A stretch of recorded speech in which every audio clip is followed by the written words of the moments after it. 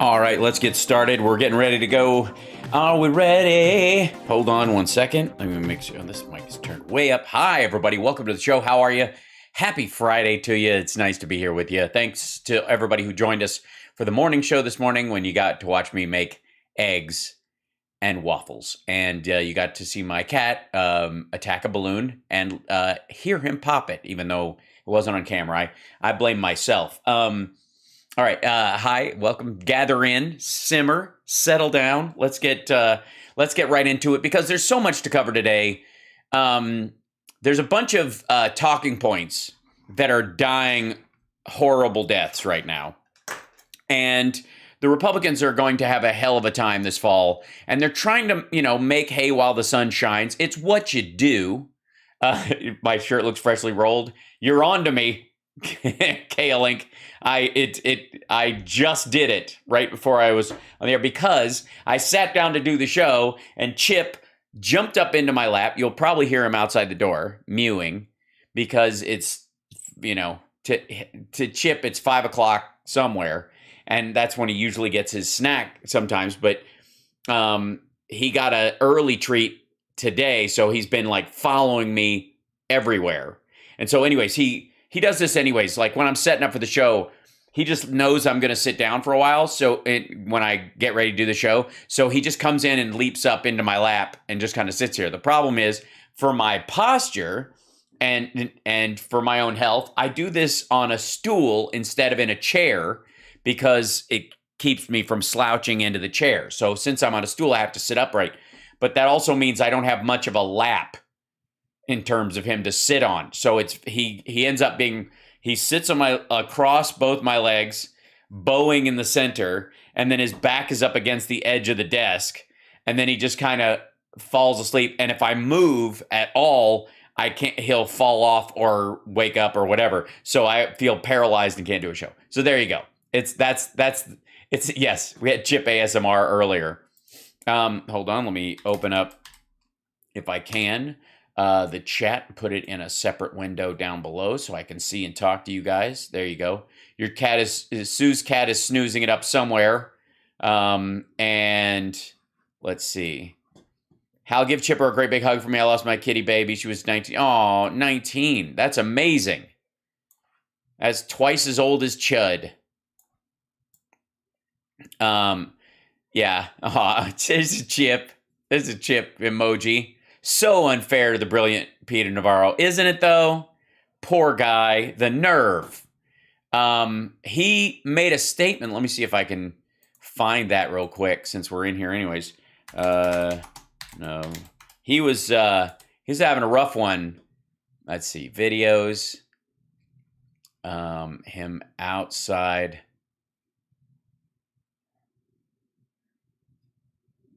I don't know. Yeah, he was on Ari Melber's show, which is moronic. Here we go. Hold on. This is watch now at noon. He's looking a little bagged out. Looks like Peter Navarro did not get enough sleep last night. He was arrested for contempt of Congress. He just thought he was just buying Bannon's BS that you don't have to listen to him. Doesn't matter. It's all politics these days. You don't have to. Don't worry about it. Hold on. I got. Oh, my thing isn't plugged in, so it doubles up. Hold on. The audio's turned off up there. I fixed it. Okay, there we go. Let's back this up. Here you go. He put on Liz Cheney and Adam Kinzinger, who I argue in the civil suit obviously have score settling and axes to grind. They've got asses to grind? Come on now. This is getting dirty. Ultra virus, unenforceable, unlawful subpoenas. And what about his penis? First of all, there's ass grinders. Now they're talking about somebody's penis. That committee should never have been formed. I blame, as much as I blame Pelosi and Schiff and Raskin, I also blame Kevin McCarthy. Oh, yeah, definitely. Shit, and I've got no popcorn. He knew right at the outset that they were breaking the rules, and he didn't stand up right then. And shame Yeah, they were grinding their asses all over the place on somebody's penis, and they didn't do anything. on Kevin McCarthy. Now he's got his own subpoena. It'd be interesting to see whether they hold him in contempt, whether he winds up over here. I doubt it. Ouch. So there's such a I mean, look, I think we can all agree there are two tiers of freedom of justice in the United States. One for Kevin McCarthy and the other for somebody's penis. One for rhinos and one for regular run-of-the-mill Republicans. They also had the Louis Gohmert. Hold on.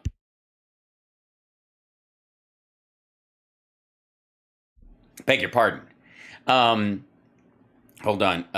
Gohmert, his statement, I think of all the, like, some of the stupidest words ever uttered by a human being oftentimes are uttered by Louis Gohmert. And there he is. This one's just beautiful. Coming after now Trump administration officials John, for their failure to comport with this political committee. Yep. It actually puts an exclamation point on the fact that we have a two-tier justice system. If you're a Republican, you can't even lie to Congress or lie to an FBI agent. No, you can't. You know, if you're a Republican, you can't even, I mean, what kind of country are we living in where a Republican can't lie to Congress or the FBI? You can't even. Or they're coming after you. They're going to bury you. They're going to put you in the D.C. jail and terrorize and torture you and not live up to the Constitution there. Which has happened to none of the people on the Republican side who have, like, none of them are in the D.C. jail. Not a one.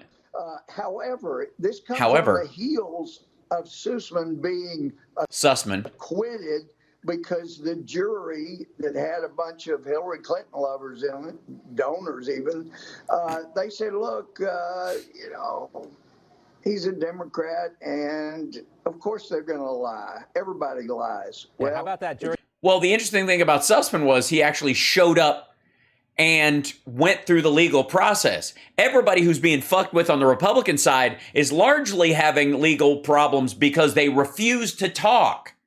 Sussman went through his trial. It's weird how it's like we've got two systems two legal systems in the country. One for those who actually show up and face their charges, and another one entirely for people who are in contempt of Congress and the courts. No big deal to lie to the FBI, huh? Exactly. Yeah, no big deal. It's not. By the way, I'm personally just enjoying that. I know you guys are. Holy smokes! But we've got a lot to cover today. Not the least of which is we need. I feel like we need economic news, but let's start off with one of the more odd, you know, far right Republican voices. I'm here with Aaron. Two of them actually, Jimmy and Aaron Mate, who apparently in this video are about to get name checked. Ukraine Azov battalion rebrands as not Nazis anymore. So this is what they're doing. They're rebranding as not Nazis anymore. So this is, read whatever you want into the sort of double speak of that label, that phrase. But it sounds like to me, somebody is having a bit of an issue with their talking point. But we'll see. We'll see. I'm excited. Aaron Mate, of course, is Jimmy's sort of go-to for direct Kremlin talking points. So we'll see. Mate from mate.substack.com, and we're talking about the Azov battalion. You know, they're the Nazi battalion. Yeah, except they aren't.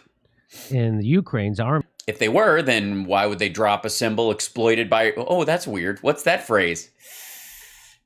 Drops exploited by Russian propagandists. That's awkward. Ow. Army, and now they're going to drop their neo-Nazi insignia. Huh. Right? Isn't this nice? Sorry, why didn't you, Jimmy? Why didn't you read the whole title of the article? Why would you not read the article title at the very least? Let's just jump straight to it. Let's go. In Ukraine's army, and now they're going to drop their neo-Nazi insignia. Huh. Right? Again, I don't know why the ha part of it is. It's nice.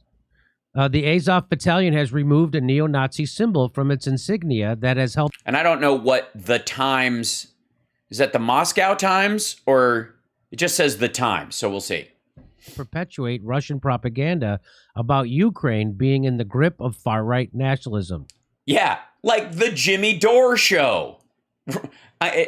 Asshole, you do realize, like, again, he puts these quotes into Keynote and then they play them on screen. He highlights these words. They mean you, fuckwad. So... He's having a moment. What they're doing is they're saying, boy, people have been getting the wrong idea about these Azov battalion guys. They think they're Nazis just because they wear these Nazi things. It's funny. Or Viking symbols that were taken by the Nazis that the Slavs tried to reclaim, kind of like the Tibetans would like to have their swastika back, are being misused by Nazis. And they lose those things to those groups because vast numbers of people, especially in our modern media and branding era, will take things like the OK sign, of which the greatest ever invocation of the OK sign comes from Eddie Murphy in Beverly Hills Cop. Single greatest OK ever on screen. But somehow the Reddit trolls want to turn it into a white supremacist symbol, and everybody's like, well, I guess it's white supremacist now. I guess they get to use it. I guess that's the one thing. Nobody can culturally appropriate without permission except neo-Nazis. The minute a Nazi takes something of yours, they get to keep it. Which is maybe why Jimmy is so pro-Russia in this fight. Yes, it does mean asshole in ASL. That is true. I think, though, you have to... It's you curl the fingers or something. It's not straight up that or whatever. But that's, you know, I personally, my feeling is and has always been that the greatest OK ever on film was given by Eddie Murphy in Beverly Hills Cop. That is the greatest one ever. And it is largely because of my love for that movie, that man, that comedian, that art, that pulp, that 80s cop and detective movies that I love so much that I'm not going to let a bunch of Reddit morons claim whatever the fuck they want. Sorry, not going to happen. I mean, one day... The Tibetan symbol, the Buddhist symbol that the Nazis co-opted and turned into the swastika by turning it the other direction will be reclaimed and people won't freak out every time they see it. And someday the Chaplin mustache will come back in a, you know, I have a dream for the future. Please show Jimmy the Door permanently. But meanwhile, this fuckhead basically gets to say that, no. If the Nazis ever tried to borrow symbols from the Slavs, especially when they were using it while they were fighting the Soviets, they get to keep it forever. And if you use any of your Slavic or Viking runes or any imagery or whatever, the minute a white supremacist uses it, it's no longer your heritage. And by the way, to Jimmy, if white supremacists decided that they liked Travis Bickle tomorrow because he wore a mohawk, the Mohawk Indians would have to hand over that haircut to Nazis forever. This is funny. It's not funny, Jimmy. It's you. They're talking about you, fuckhead. At the unveiling of a new special forces unit in Kharkiv, patches handed to soldiers did not feature the Wolf's Angel. a medieval German symbol that was adopted by the Nazis. A medieval German symbol that was adopted by the Nazis and which has been... Yeah, a medieval German symbol. Again, ancient cultural images taken by the Nazis, and everybody's like, they're theirs from now on. Sorry, Tibet. Used by the battalion since 2014. Okay. Instead, they featured a golden trident, the Ukrainian national symbol worn by other regiments. It's going to be rough, Jimmy. Now you're going to have to use old footage. You're going to have to go back and find pictures of them using the Wolfsangel, the Wolfsangel. It's got to suck, dude. What do you do? On the same principles and ideological basis as the legendary Azov regiment, we form new divisions every day. They become more numerous and professional. Maxim Zorin, an Azov commander, said at the ceremony on Sunday. Created in 2014 as a paramilitary organization to fight pro-Russian separatists in the eastern Donbass region, AKA Nazis, apparently. The Azov battalion first... Because who fights Nazis fights Russians in your own country? I mean, you have to understand, according to Jimmy, the Wolverines in Red Dawn, Nazis. First attracted the far-right volunteers harboring anti-Muslim and anti-Jewish views. And so this is, you tweeted this out, Aaron, one of my favorite headlines of all time. Azov battalion drops neo-Nazi symbol exploited by Russian propagandists. Right. One of your favorite headlines of all time, because you know they're referencing you. They're referencing Aaron Mate and Jimmy. So people are catching on. To you guys. They're catching on to you. Fucking hell. Hold on one second. I have to close it up. I had Telegram open earlier because I was downloading videos from it. There's another funny one. He says the only problem with sporting Nazi symbols on your military uniform is the fact that Russians can exploit this and their propaganda, and then they can call you a Nazi. That's the only problem with it. No, the issue is that you can't wear any Slavic or Germanic symbols or anything that looks like it, because the actual symbol used by the Azov was a modification of the Wolfsangel that actually looks like NI, national identity, meaning that Ukraine is an actual fucking country. That's why they started wearing it. That's why they borrowed it. That's the issue. And again, they're dropping it, so his whole talking point is fucked. And again, if they were Nazis, why would they drop it? Why bother? Here's one more. Alex Rubens. And by the way, this is the Jimmy Dore show. So what that means is he borrows other people's tweets and jokes and uses them as content for his show for free, because I guess that's the only way he stays Marxist, is the co-opting of other people's work without their permission. He says Azov is the new Al-Qaeda in Syria. We aren't Al-Qaeda. We split from them. Sure, all of us are former members, but our new group, Jaish al-Zahari, isn't down with that sort of thing. We still fly the black flag, but change the words on it. Now, please send us more weapons. So that's also making fun of it. Is that what that was? I couldn't tell. I mean, it seemed like just a like angry sarcasm by an asshole whose talking point has been obliterated. I didn't realize it was meant to be a joke. Thanks for... Jimmy's going to be the sarcasm whisperer for his friends. And... Yes, the Judean People's Movement. It's the People's Front of Judea, not the Judean People's Front. Splitters! So they're trying to... So that they were making fun of is still the establishment press is trying to pretend... Holy shit, he's going back to the 2014 thing from Odessa, where the Russians claimed a government building. That this whole business. I mean, he's been using this forever or whatever. This is something the Russians staged. Azov battalion aren't Nazis, and the only problem was that they wore a patch that said they were. That's the only problem. No. The patch was misread as saying they were. They're saying, except that there actually are Nazis. And they actually did burn 39 people alive. Were those 39 people? Did they weed them out to see if they were Jewish?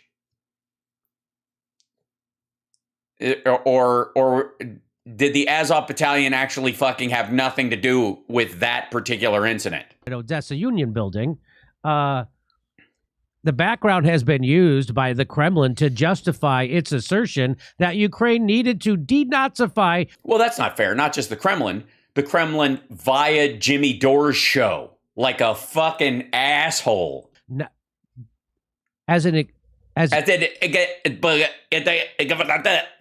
talking about you, Jimmy. They're talking about you.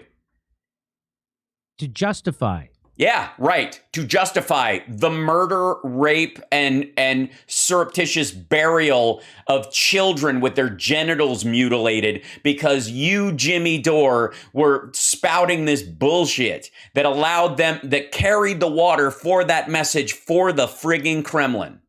So the fact that they actually did that. No. The fact that the Russians are attacking now, in present time, in 2022. Now the Russians are using that. Yes, right. As are you. Massacre, that slaughter. No. That massacre and that slaughter was not an Azov battalion act under a symbol of neo-Nazism from 1941. 39 people burned alive for propaganda. You mean telling the truth about something? That's not propaganda. That's what you're doing. And by the way, this is what you're witnessing here is sort of this shruggy discomfort. And I have to say I'm enjoying it. It's actually called factual reporting. No, it isn't. If you were factually, let's go back, shall we? Let's back the fuck up. Hold on one second. Where was this article from? People's World. Jesus Christ. People's World, that's a thing. Hold on. I read it in People's World. Ukrainian, what? Rightists. That's a weird word. Burn alive 39 people. Ukrainian rightists. There you go. This is the whole article. Here you go. Let's see. Let's do some factual reporting, shall we, Jimmy? Some 1,000 Ukrainian rightists. Why don't they just call them Nazis? I mean, aren't they just, isn't that, okay, led by the notorious right sector, not the Azov battalion? They weren't led by the notorious Azov battalion? Surrounded, stormed, and burned the House of Trade Unions in Odessa last Friday, killing 39 pro-Russia demonstrators in the building. On their way to attacking the Union Hall, which was occupied by anti-Kiev government demonstrators fearing for their lives, the rightists recruited members of the Ukrainian football club, the Chernomorets, according to numerous reports in the European press and online. So the Azov battalion wasn't around, so they had to go find a local football club? Did the Chernomorets have a neo-Nazi? Yes. Oh, yes. The notorious. They are notorious. The notorious, the rightists, by the way, this is, we'll open that in another one. Many of those who attacked and burned the building wore swastikas and other fascist insignias, according to observers. Okay. Eyewitnesses said that the fascists were armed with bats, shields, and metal chains, and the people so they weren't part of the military. They weren't actually the police there. They weren't part of the government of Kiev. This is 2014. This is when Yanukovych is running the fucking country. Eyewitnesses said that the fascists were armed with bat shields and metal chains, and the people inside the Union Hall had run there for protection from them after the attack by the rightist streets around by the rightist streets. Rightist streets? I suppose there should be a comma there. Streets around the trade union headquarters were reportedly stained with the blood of those who had jumped from windows to escape the flames. Women and children were reported to be among those burned alive after initial rounds of shots and Molotov cocktails were thrown in the buildings by the right-wingers. The right-wingers who burned the union headquarters had already set another pro-Russian encampment in Odessa afire. That encampment consisted of rows of tents in Odessa's Kulikova Field Square. Police said that many of the victims at the House of Trade Unions had choked to death before burning up. The majority of the victims were found lying dead on the floors, but some had jumped from windows, according to the police. There's a big story, by the way, about the oddness of the dead bodies inside there, and there was a belief that Russians had actually murdered some of these people and left them in there as martyrs. That was one of the other stories that came out about this, but that's not going to be part of this. This is from People's World. According to numerous reports, those who jumped and survived were surrounded and beaten by right-wingers, including members of the football team. Still no mention of the Azov battalion? No? Maybe there will be. Okay. The videos and photos show Ukrainian riot police standing there doing nothing to stop or prevent the violence. The Ukrainian police said they could do nothing because they were unarmed.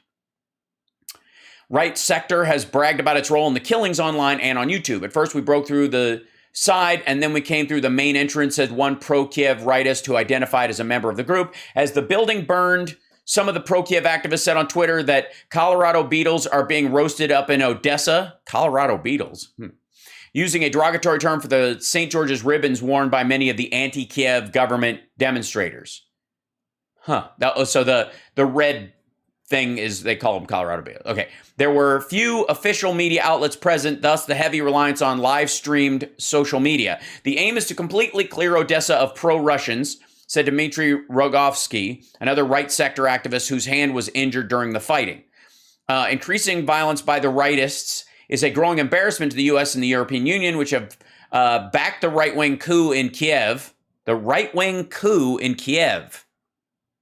And have tried to pin the blame for Ukraine's troubles on Russia. Oh, how dare they?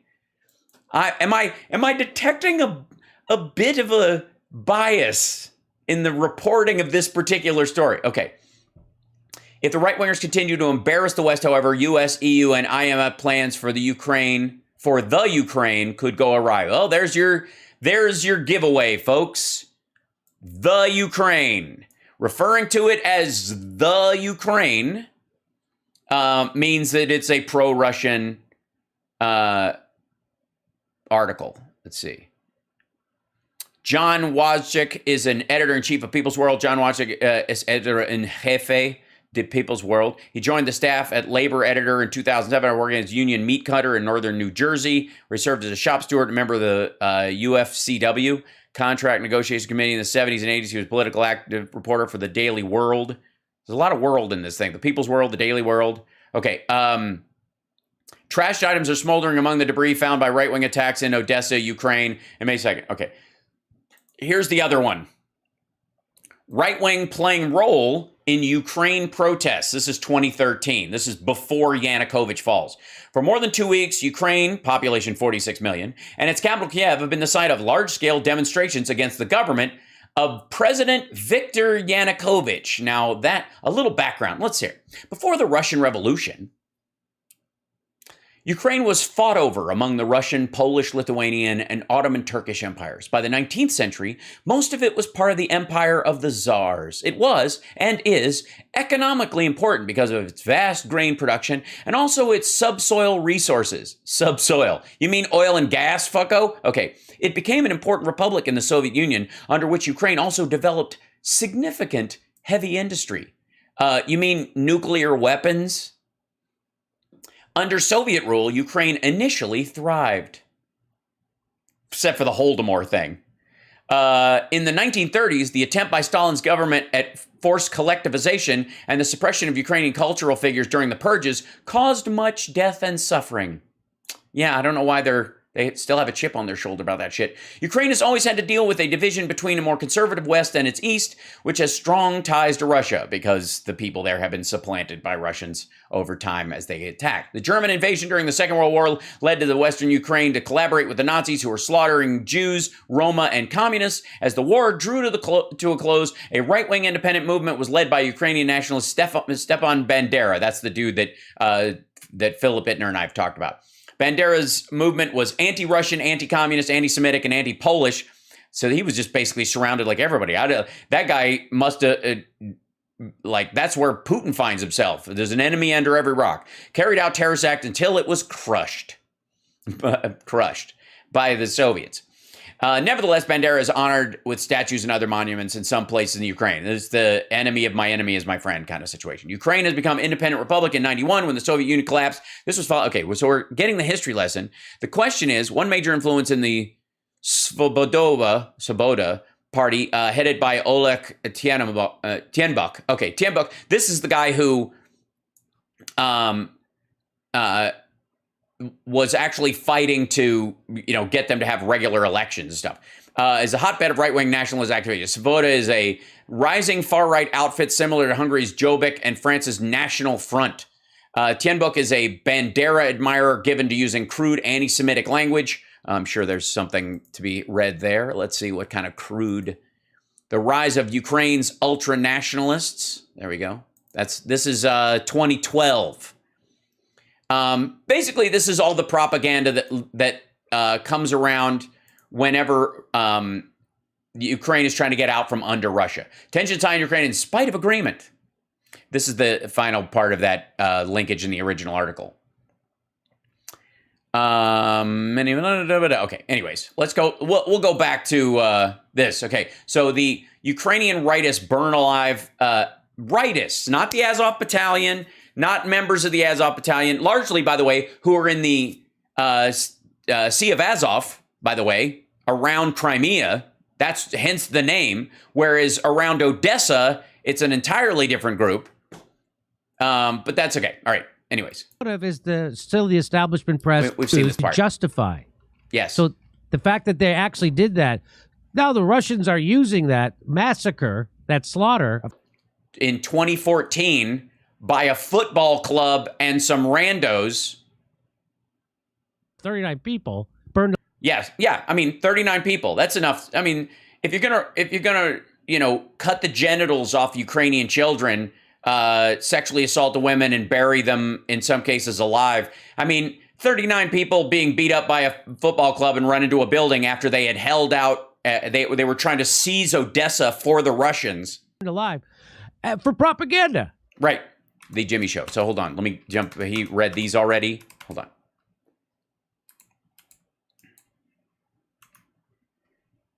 $210 anti-tank missiles to 2018. Ukraine in a major escalation of direct lethal aid.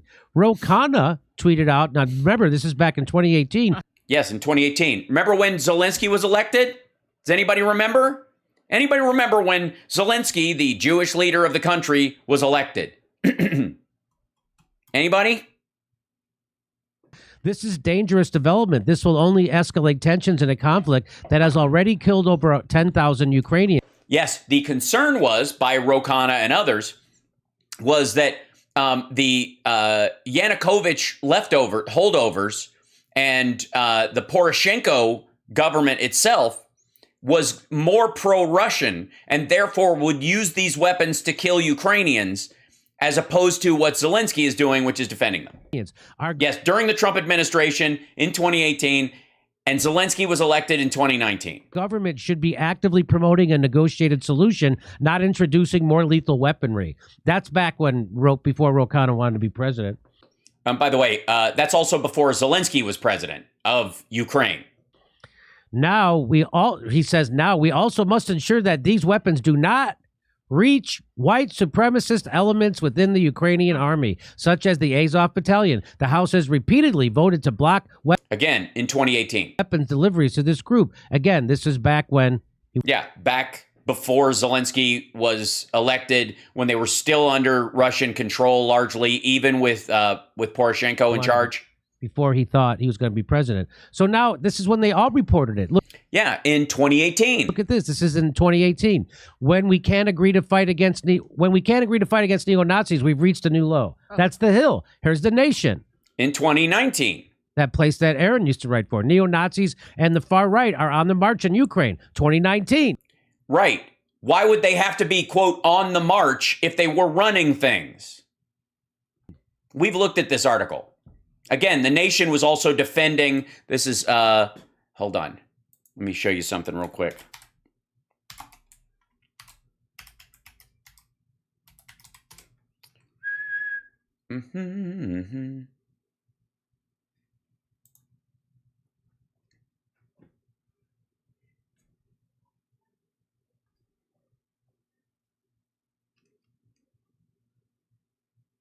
Yeah, here you go. This guy, Lev Galinkin, let me show you a spattering of his articles at The Nation. Another terrible choice for Biden's disinformation board. Michael Chertoff experienced detaining Muslim Americans under CIA torture and helping to draft the Patriot Act made him an all too appropriate choice to advise this Orwellian agency, the organization that is pushing back within the government against Russian specifically and cartel disinfo. Meet the head of Biden's new disinformation governing board. Remember her? Like this is the same right-wing attacks. This might as well be from the Daily Wire. Secretary Blinken faces a big test in Ukraine where Nazis and their sympathizers are glorified. This is May fucking 6th. 1 week after hundreds marched in Kiev to honor a Nazi SS division, the U.S. Secretary of State has a chance to stand up for Holocaust survivors. Yeah, because that's by what? Letting the grandson of Holocaust victims be murdered? Let's see. Here you go. Stephen C. F. Cohen kept the faith. Insistence on speaking the truth about Ukraine and the U.S.-Russian relations cost him, but he never gave up. Good for him. Canada's Nazi monuments. 30 years ago, Eastern Europeans tore down walls. Now they write pop songs to Putin. How crony capitalism and crippling austerity turned democracies into a dirty word. Ukraine's corruption is a mirror of our own. How dare we even talk about it? The full scope of Ukraine's impact on the 2016 election has yet to be examined. Yeah,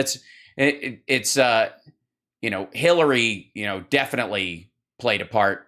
Joe Biden's conflict of interest on Ukraine. If Biden wants to be president, he should pledge that his son will disentangle himself from investments that could impact foreign policy. This is 2019. Here's another 20. Ukraine's upcoming election pits a deeply unpopular president against a TV comedian. By the way, this is April. Here you go, April 19th. This is Lev Galinkin, the article that Jimmy is citing right here. This guy's writing about Zelensky. For millions of Ukrainian citizens mired in economic corruption, this election is anything but funny. This Sunday, Ukraine will hold the final round of presidential elections between comedian Volodymyr Zelensky and incumbent President Petro Poroshenko on March 31st. Zelensky crushed Poroshenko 30% to 50% on his first round and has only widened his lead since. Thus far, Western media focused on the isn't this quirky aspect of an untested comedian about to become the leader of Ukraine, and there's nothing quirky about it. For millions of Ukrainian citizens mired in economic corruption, this election is anything but funny. Millions of rational people would rather take their chances with an untested comedian than the U.S.-backed Poroshenko. By the way, the United States backed Zelensky as well. They're like, we just want you guys to have an election. That staggering decision, and the reason they say this is because Poroshenko was elected after Yanukovych was broomed.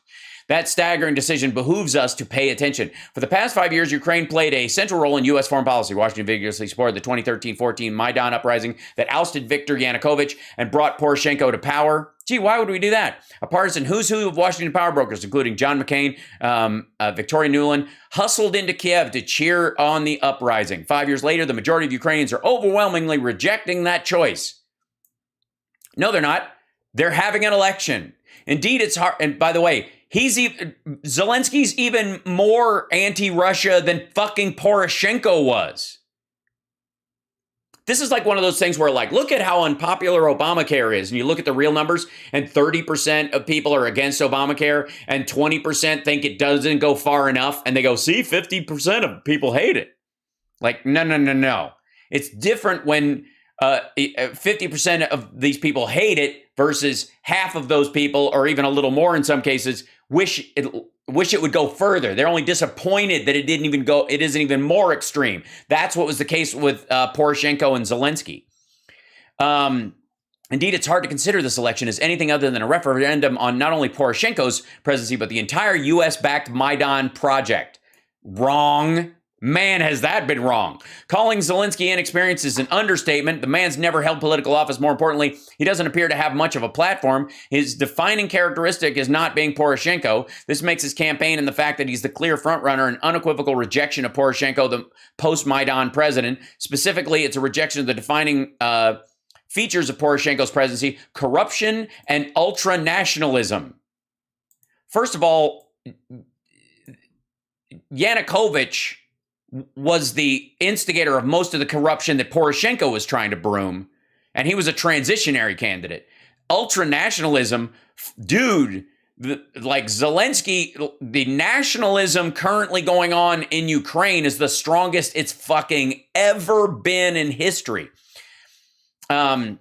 Battling corruption was a central demand of Maidan. Unfortunately, Poroshenko failed to heed the call, enabling corruption to flourish to the point where even the New York Times editorial board, which has been extraordinarily supportive of Maidan, described Poroshenko's Ukraine as a corrupt swamp. That's because it was what he was fucking dealing with. But the clearest verdict on the matter comes from the Ukrainian voters time and again. Okay, so anyways, this dude thinks that the guy who wrote this article right here, Neo-Nazis and the Far Right are on the march in Ukraine, in 2019, he wrote this in February, right before, when was this one? Yeah, here you go.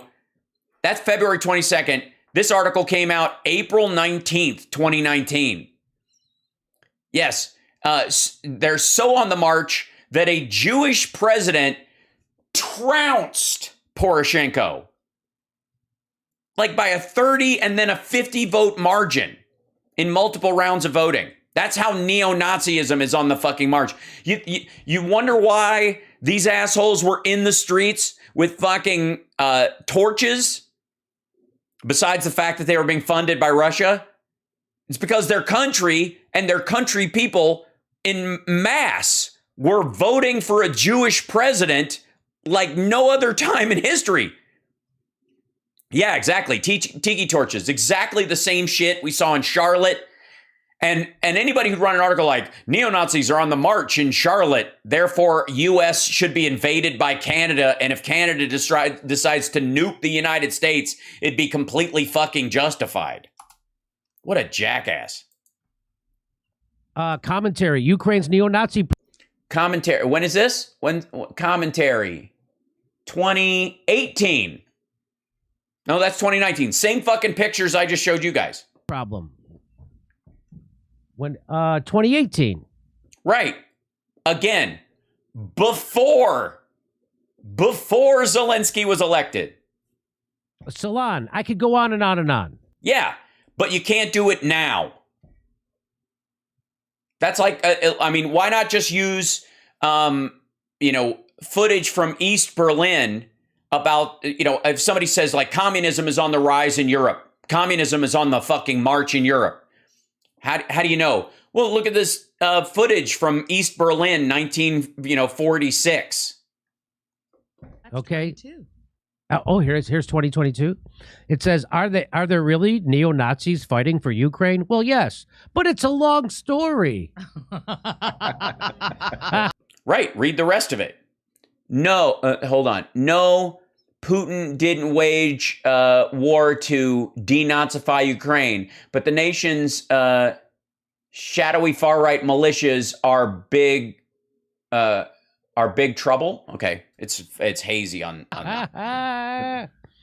Winning hearts and the PR war, but Ukraine has a Nazi problem that NATO and the USA do not talk about. It's weird, and Op India, that group or whatever, are pro-Russia right now. They're the ones running articles. Hold on. It's so fucking funny. Like, this is just like a selective reading of news. There you go. Let's see. Here's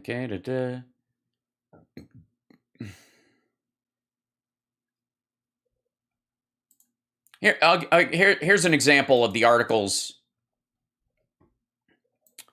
that you'll find on India. Targeted killings of Hindus in Kashmir. The left blames everyone, including a movie, except Islamic terrorism. I mean, they're basically writing articles from the early 2000s in the U.S.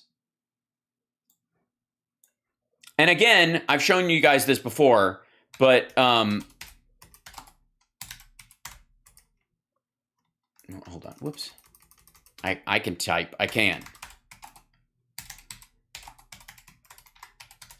Again, he's citing. Here you go. He's citing stuff from from before Zelensky's election, the current Jewish president, using a symbol that is not I mean, again, it's an ancient German symbol of the Slavic people. A lot of these people come from that area that they borrow. That again means national identity to these folks. And not downplaying that some of them want it to mean that, but it's quite different from straight up like wearing a swastika, for example. I think we can agree.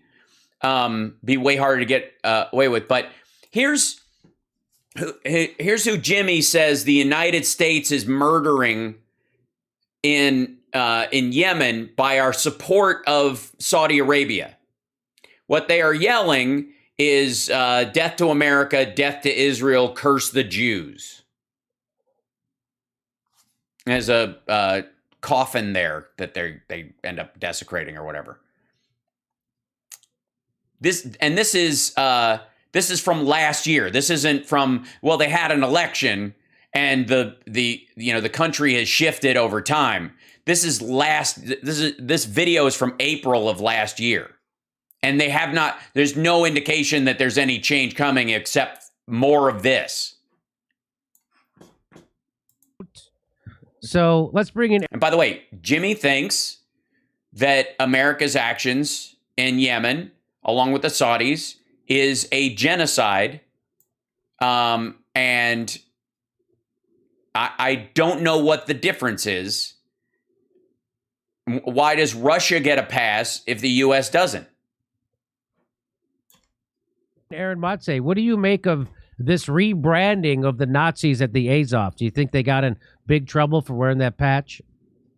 Well, Jim, you know what's funny? The Rokana. No, he actually doesn't. 2022 would accuse the Rokana of 2018 of being a Putin, parroting Russian talking points. Well, he would be, because time has passed and calendars actually work and clocks move forward, as do days. Exactly right. I mean, he literally did that to Max Blumenthal when Max questioned Roe on the Hill recently about his U-turn on sending weapons to Ukraine. Yeah, Max was like, what difference does it make that they elected a Jewish person, that they are just, and that they were attacked unprovoked by Russia? Can't you understand that in 2014, under Yanukovych, there was a rise of neo-Nazism while the Russians' puppet government was in power? And that as they started moving away from that, these people started making more noise and becoming more violent because they were being ousted from power? Because that's never happened in a country run by authoritarians. Roe then wrote a tweet, which he then deleted, accusing Max of parroting RT talking points and all that stuff. He was. He is. You are. He is. They are. All these guys are. Yeah. So. Yeah, I know. I mean, it's amazing that people speak of Japan differently in 1945 versus 1960. But yeah. This was embarrassing for people like Rokana, that they were now on board with a proxy war that was arming neo-Nazis who are banned from receiving congressional assistance. Yeah, most of those people are dead already, by the way. And so just, Alex Rubinstein pointed that out. And a lot of them are actually fighting for the Russian side now because of Zelensky getting elected. Tweet you read. A lot of the neo-Nazi leaning dudes in the Azov switched sides. Where just as in Syria, where it was getting pretty awkward that in Syria, let's see.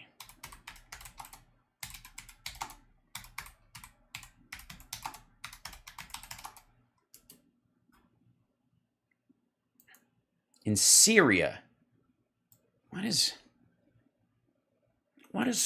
Syria? What is it that about Syria that makes me? So I'm trying to, it's killing me. There was something about Syria and how we weren't supposed to attack. There was something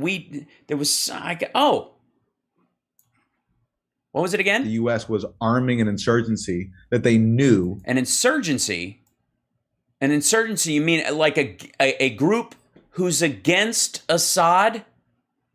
An insurgency, why would an insurgency be against Assad in a country like Syria? What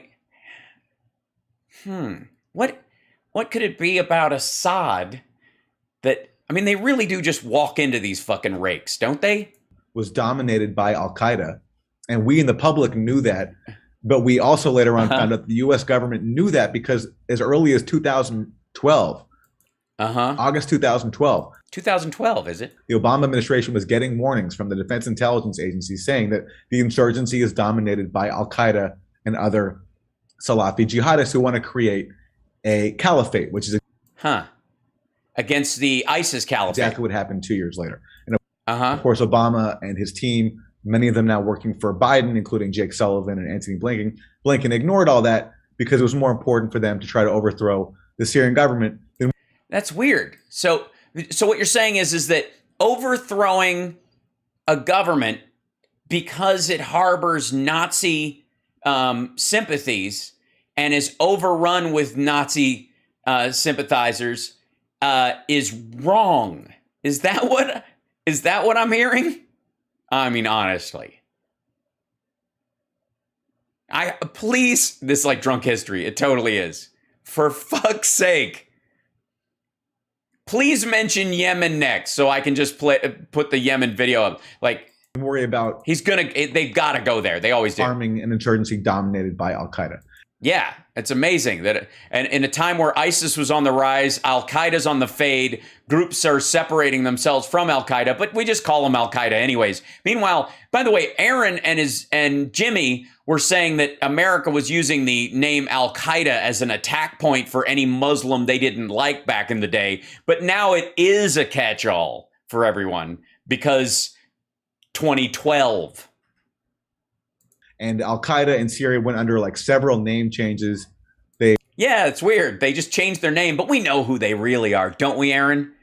I mean, they can change their name all they want, but they're still jihadist, Al-Qaeda, murderous, terrorist sympathizer folks. They can try to hide. They can even change their associated religion. But no. Now they're called Hayat Tahrir al-Sham, but they're led by the same guy who crossed over from Iraq under the command of ISIS leader Baghdadi today, as they were back then. And the U.S. So you were for his murder, I see. Pretends somehow that they've changed and they're moderate rebels. That's the term. So similarly in Ukraine. So they're not. They need to be wiped out. Is that what you're saying, Aaron? So that if our soldiers or anybody like them sees them coming, that they should kill them, is what you're saying? It's embarrassing that as Democrats hyperventilate every day about white supremacists in the U.S. and claim that we care about stopping Nazis on January 6th and elsewhere, that they're...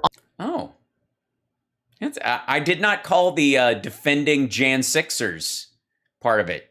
Coming to the defense of Jan 6ers. I don't know necessarily that I mean, some people use Nazi as a catch-all.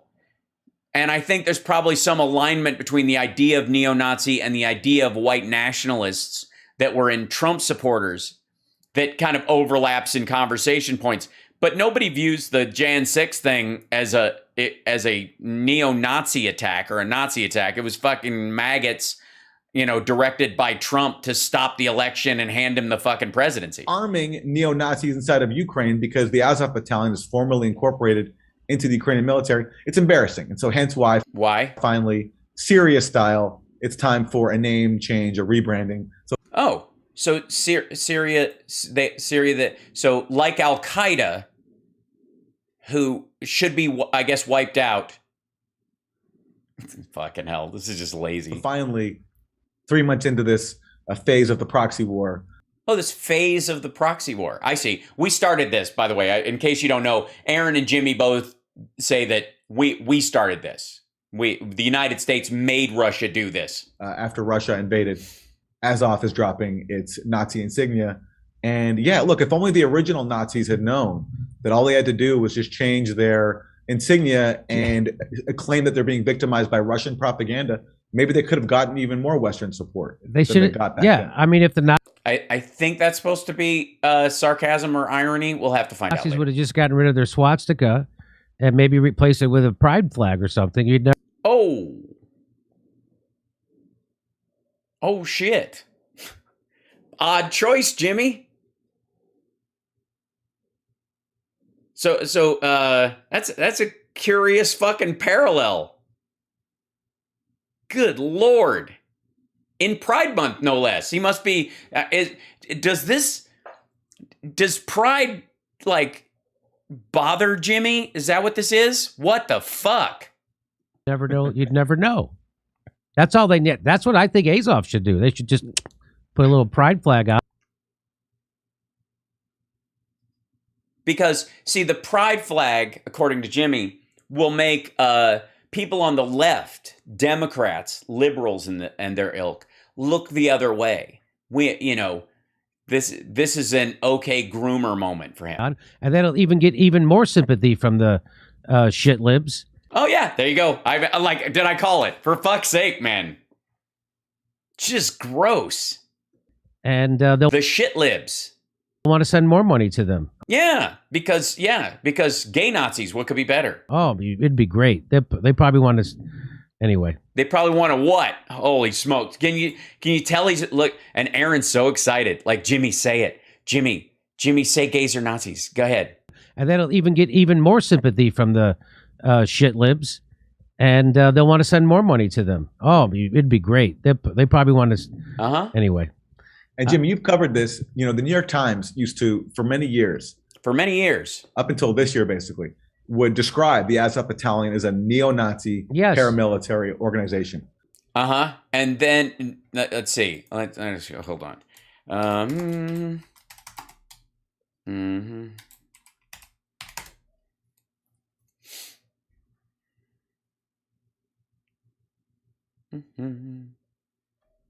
Let's try to do.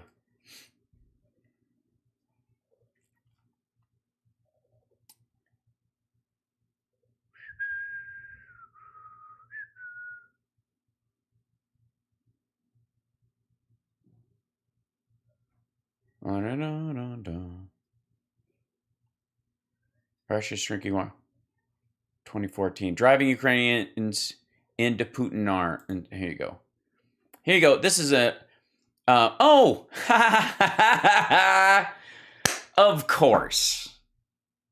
All right. So I grabbed a bunch of articles. I was like, New York Times. Was the New York Times probably got some articles calling the Azovs neo-Nazis, right? So I found this one. This is here's New York Times. Driving Ukrainians into Putin's arms by Lev Golinkin, the guy we were just reading in the People's argument. All right. A recent United Nations report says that nearly 500,000 Ukrainians have fled the country since April. The fact that families run from a war zone is heartbreaking, but hardly unexpected. The disturbing part lies in the details of roughly 454,000 people who have fled Ukraine by the end of October. More than 387,000 went to Russia. That's because they were fucking Russians put there, for the record. Most of those who fled were Russian speakers from the East. Yes, Russians who'd been moved there by Russia after they took territory. And the Russians were taking more territory, so they moved their own people out so that they could bomb areas full of Ukrainians. Most of those fled, but this still raises a sobering question. If this is a conflict between Ukraine and Russia, why did so many Ukrainians choose to cast their lot with the enemy? Because they're not Ukrainians, asshole. They're Russians who were moved in by Moscow. Moscow's denials of involvement in eastern Ukraine are, of course, absurd. It's clear that the separatists in Donetsk and Luhansk are equipped, reinforced, and trained by Russians, right, as are the civilians around them that have been moved in as they broomed Ukrainians out. What people on the far left would often call colonizing, if they gave a shit in these moments. That said, if Putin had tried sending unmarked commandos to set up sham republics in western Ukraine where anti-Russian sentiment runs high, his men would have been returned to the Kremlin in body bags, and they are currently. That's exactly what's happening. Yes, Mr. Putin is brewing unrest in the East, but he's brewing with local ingredients. Okay.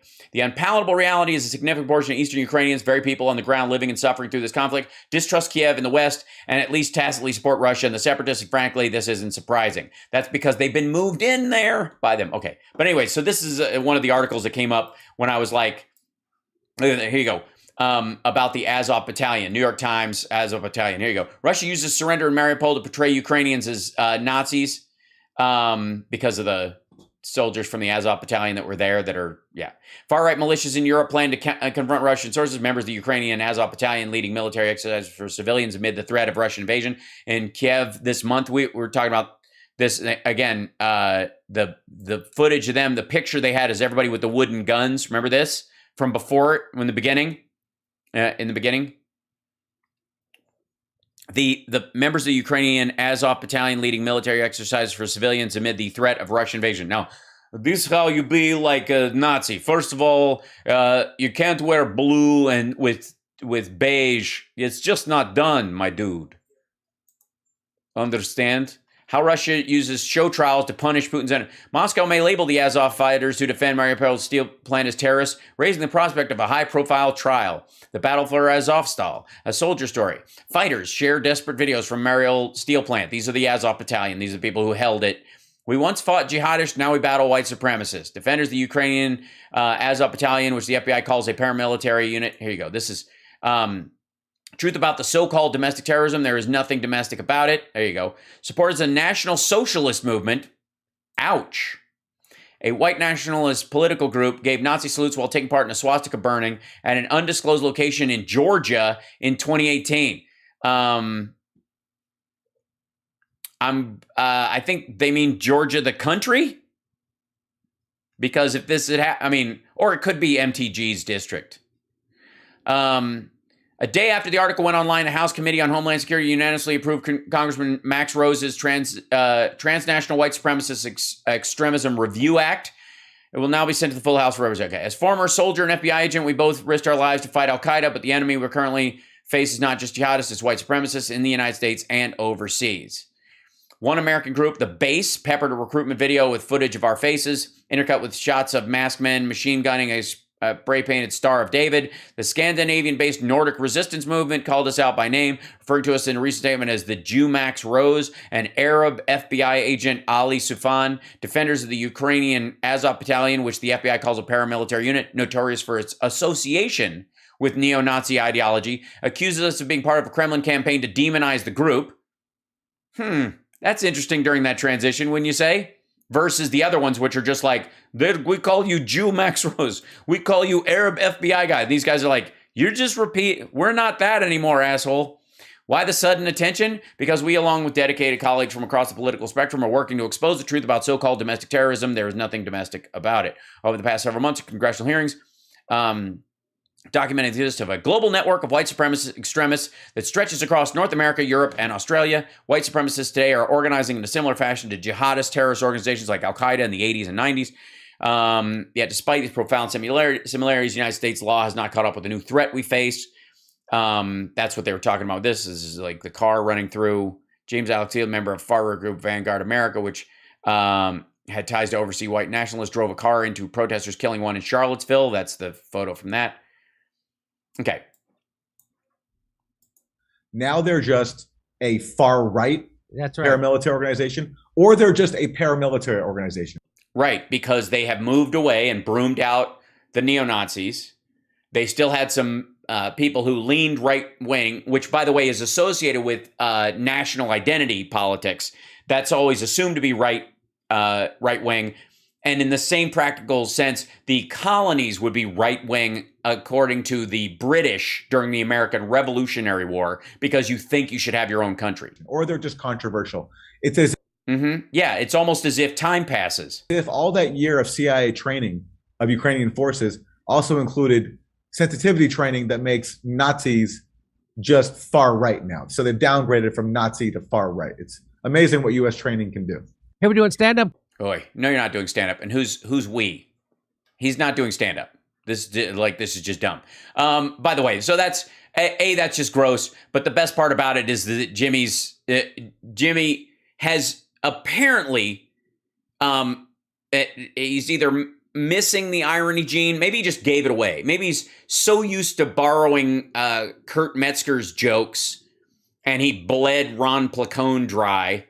So he just doesn't have the ability to come up with any of his own anymore. So he just borrows them so much that muscle, that, the irony muscle has just withered. Yeah. By the way, yes, happy Pride, everybody. Thanks, Queer 58. Happy Pride to everyone except Jimmy, who apparently it makes miserable, and I guess that's good. Jimmy and MTG are both equally miserable about Pride existing. But apparently, Jimmy cannot recognize the irony of this article is the fact that this article is talking about him. The new insignia features a golden trident. There you go. Because of Odessa and the mythology back then. It's just the thing that hasn't been stolen, or it's so prevalent nobody can steal it, is the idea. Anyway, so you're watching HAL Sparks Mega Worldwide. I take these clips as they post them, and I go through the whole thing. I don't just take little bits, and I don't pre-watch them, as some of you may know, and some of you might be new. I don't pre-watch these things to like stack up my talking points to see if I get, if I can go, I got zingers on this one. No. I take it on title and on concept, and then I just go to battle. I just do what I got to do.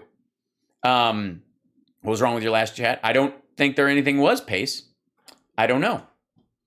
Thanks for the posture check, H2O gods. Thanks very much. My posture's not too bad. Sometimes I will lean over if I'm doing something or I'm typing, but that's why I sit on a stool, to protect my posture. Thanks, Grumpy Dave. I appreciate you. Thanks very much. Jimmy has cornered the Rite Aid crowd. Totally. Anyways, happy Pride to everyone, and please don't let assholes like Jimmy Dore, who associate the ancient Germanic symbol adopted by the Azov battalion and co-opted by neo-Nazis to mean what they want it to mean, and his paralleling that to the pride flag mean anything to you, because the man is a joke and has zero impact on reality. He is preaching to a shrinking choir, and his show's only propped up by Russian bots. You're welcome. And meanwhile, while I've got smaller numbers, and I'm always, I'm clearly punching up in every video that I do with the size of my channel. At 35,406 subscribers, the one thing I know is you're all real. And I thank you for subscribing. And while you're at it, since you've subscribed, like and share the show. That really helps. You can post it on your social media, let people know it's something you watch or that something you're interested in. Same thing on Facebook. If you guys like that, share it on your feed, and bring some people into the fold. Because I feel like, I don't go too far off the rails, I think. I mean, I will cop to saying some things that by comparison to what you normally hear are extreme. For example, the fact that there is no Hunter Biden laptop. I recognize I'm the only person saying it in those unequivocal terms. I am the only person who's calling full-on bullshit about it. And largely because the people who are directly involved with it are either have something to sell or have no interest in dealing with it at all, from both sides of the spectrum. But the vast majority of people seem to be laboring under the illusion that it actually exists. It does not. And I'm very happy to be the only person around calling that bullshit out for everything it is. The other thing I've been pointing out, and we'll line this up, besides the fact that Mark Levin doesn't even know what he used to talk about, much less what he's apparently talking about now. One of the things that I bring up when I talk about economics these days is that what we are experiencing in terms of the CPI, a rise in consumer prices, the consumer price index, which has been on the rise, is not inflation. It's not inflation. It is a rise in consumer prices caused by supply shock. That's not inflation, because it can go down just as quickly. Otherwise, you just have inflation and deflation and inflation. Inflation is a constant ascension of the cost versus the worth of your money. Think of, I don't know, how much does a television in Japan cost? Let's see. Cost of TV in Japan, yen. Yeah. So the cost of a 40-inch flat screen TV in Tokyo is 39,786 yen, which is probably $397.86. Probably about there. Probably move that way. And that's basically dollar to dollar what you're effectively paying for that. But because of how their money is allocated and what they use as far as a central bank and yada yada, the number has just shrunk to be like effectively a nickel in the conversation about money, right? So that would be inflation. That's a constant inflating of cost based on the worth of your money and how much money is in circulation, whether you put money in circulation or you take it out. And our country, we buy treasuries and we take money out of circulation and back and forth. Okay. Yeah, $309.99. Exactly, Vec. That's basically what you're seeing there. So you can kind of, anytime you want to look at a price in Japan, depending on the exchange rate, you can pretty much just move the, put a period after the, in front of the last two numbers, and you'll basically get the dollar cash, cash price.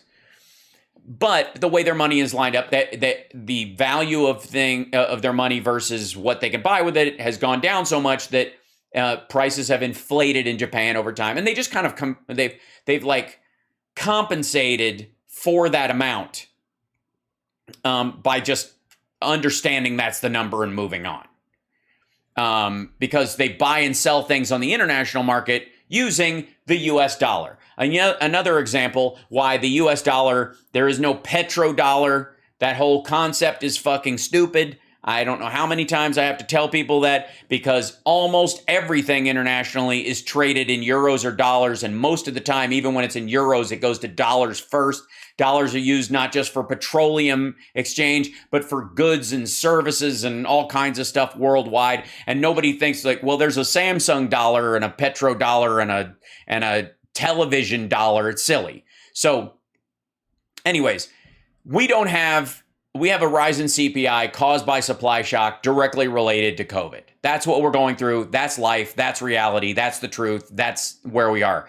And the Fed is not going to be able to have any impact overall on inflationary numbers by raising interest rates.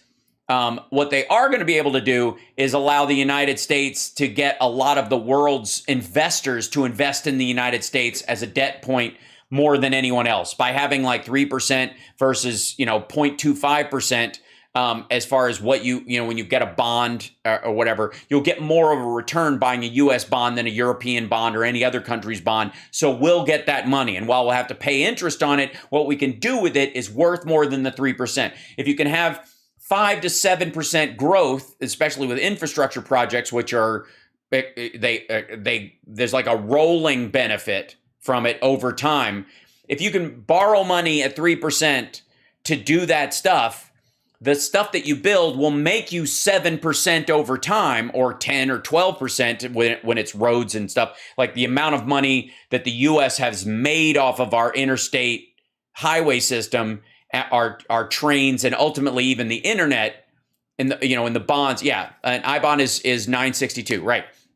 That is worth more to you than the shaky stock market or the Nikkei or any other European stock market for sure. Yes, U.S. bonds are golden, and they're just getting better. So there you go. You can't sustain 5% growth. No, you're not going to do 5% growth. The growth, that's not what the payment comes back on. Everything is like overall GDP growth is different than the money you make back from certain projects. Anyways, so yeah, Levin's got his book out. He's going to talk about Marxism, but the title of this one is Bidenflation. Get it? Bidenflation. Now, I'm going to guess, because Mark Levin is a dolt, that we're going to hear a lot of inflation gibberish, and that if only Biden would allow people to drill for oil, we wouldn't be in this, because that's the only recognition of a supply shock impact that you're going to see in anybody on the right's conversation, and largely anybody in the Democratic Party when they're on the news or any kind of, like this is on the Blaze, so he can talk shit all he wants. He has to make a little more sense if he's on Fox or Fox Business, but just barely. So here you go. Oh, Gabe, happy birthday. I'm 50 years old. Look at you. I'm older than you. It's true. All right, here we go. Let's see what Mark Levin has to say about Bidenflation. Causes inflation. All right, this is quiet too. I had to turn this up. We know what causes inflation. We know what causes inflation. Too much money in the system, right, dum-dum? Government. Okay.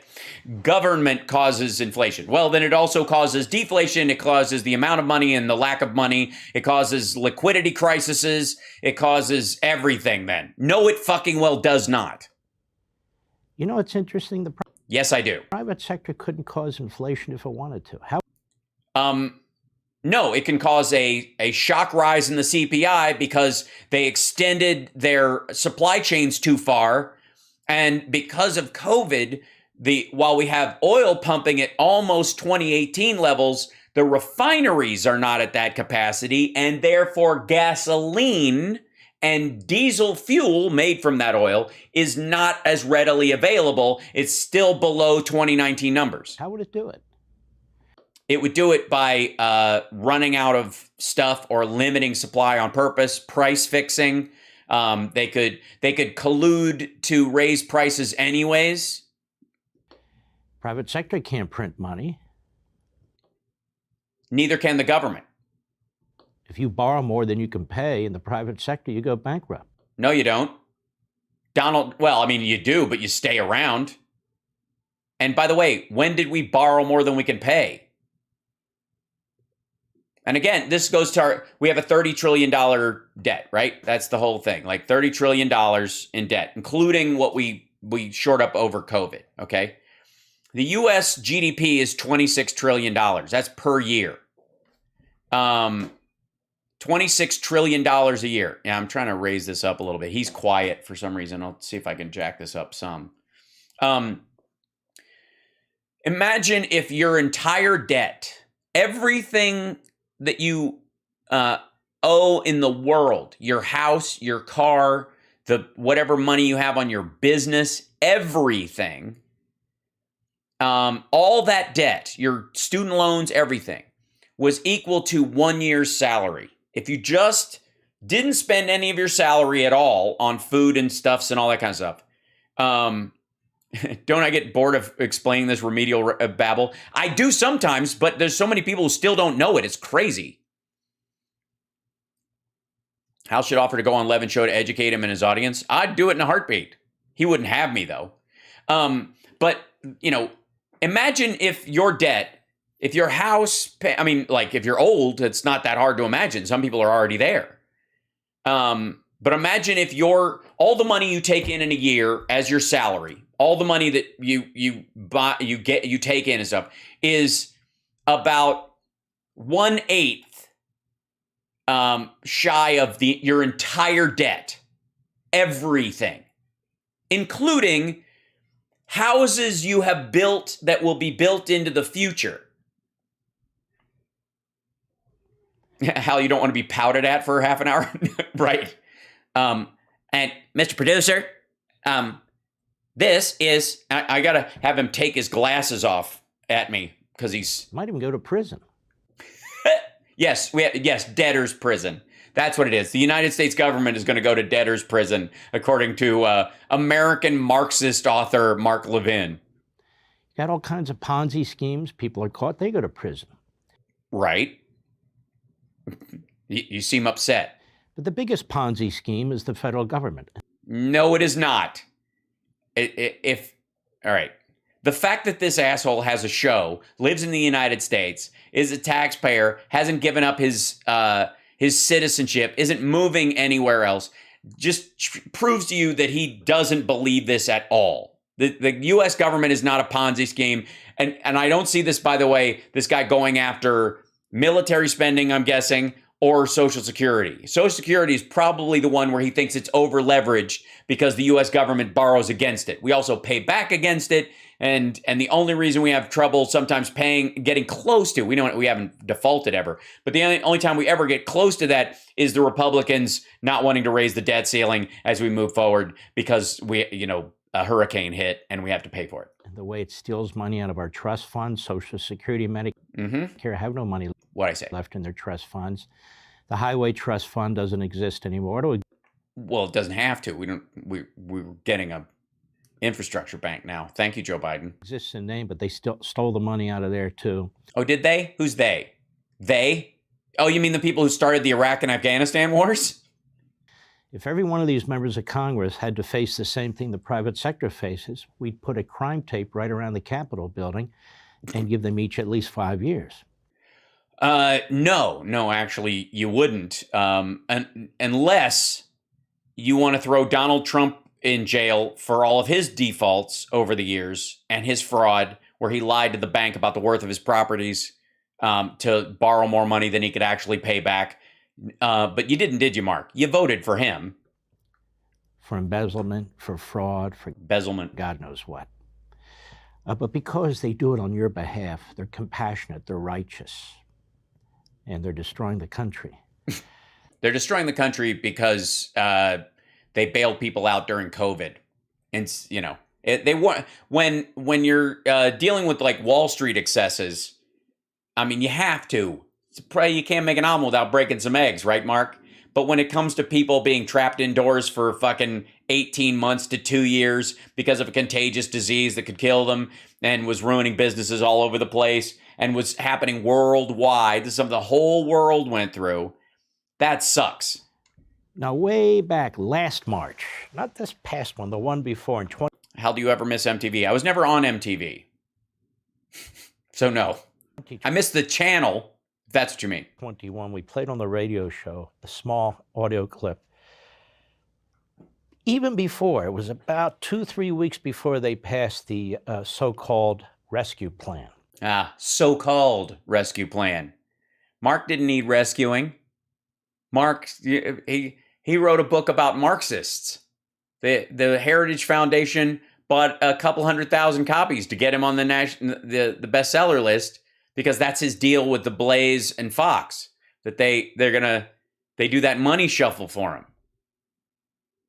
He didn't need rescuing. You needed rescuing, you fucking freeloaders. With another 1.9 trillion or whatever the hell it turned out to be. Yeah, 2.4 trillion for the American military over 10 years is necessary, and I personally believe it is. But 1.9 trillion to rescue the entire economy when the rest of the world is cratering, waste of money. And I said at the time that they have just sparked historic inflation. Right, because he thinks that this is because of too much money in the system. By the way, liquidity is an element of too much of money in the system. How much money is liquid? Everybody knows about that when there's the system is flush with money, there's plenty of liquidity, right? Everywhere.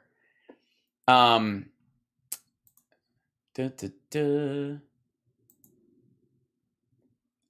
you have too little money in the system, you have a liquidity crisis. Yeah, solvency, right?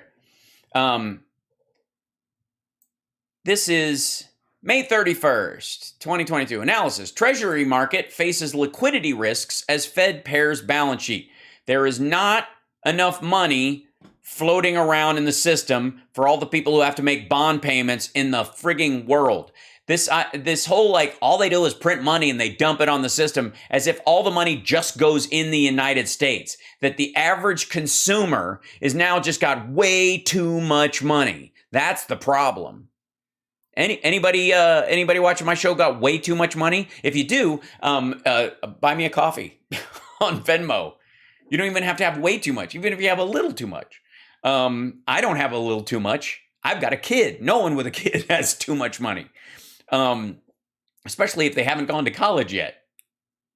But we are hedging towards a liquidity crisis because there isn't enough money in the world system. And when it gets loaned into existence, it gets loaned into these giant banks that are more apt to give that money out to giant institutions and countries than it is to the average US citizen. The prices in the United States are not going up because Americans have so much money that everybody's raising their prices on everything because, man, we can get a handle on that scratch. Like we're suddenly the Japanese yen again. Meanwhile, what's right around the corner? Hold on.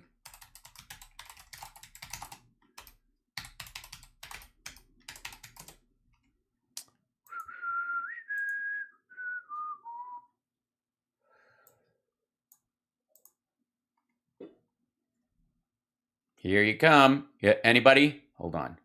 Oh, you rat. Why'd it do that?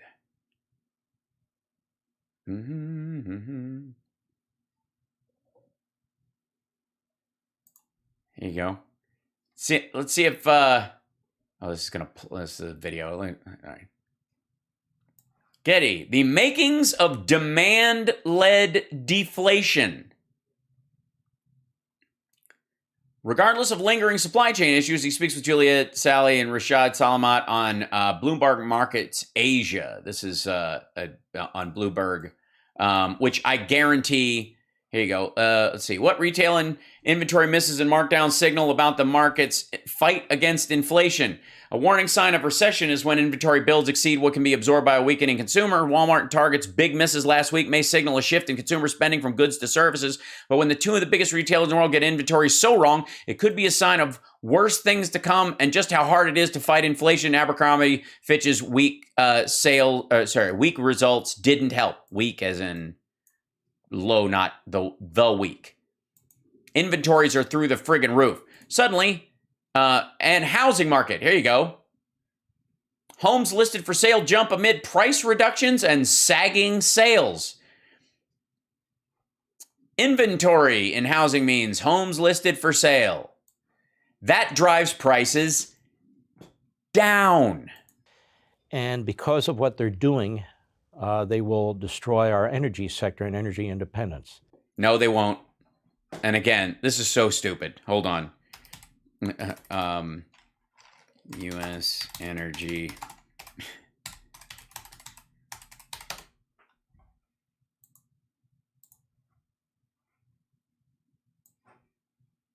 Oh, you bastard. Go back. Hold on.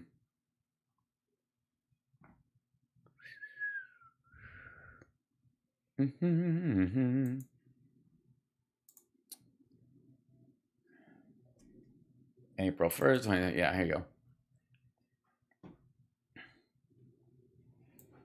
Why are gas prices so high if the U.S. is energy independent? Well, you're like, but we aren't. Yeah, we are. Unfortunately, energy independence can't keep U.S. gas prices down, and it isn't enough to protect your stock portfolio either. Here's why, and what worried investors should know. This is April 1st. Things have wavered a bunch since then. We've all seen the rising cost of oil and its ripple effect through the economy. That would be supply shock and impact on the CPI. Jesus Christ. Go away.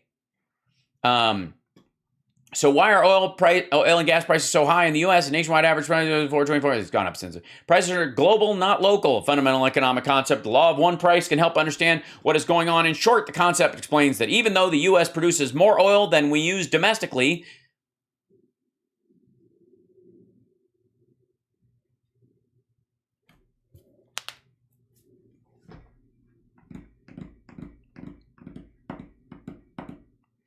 we buy and sell it on the global market.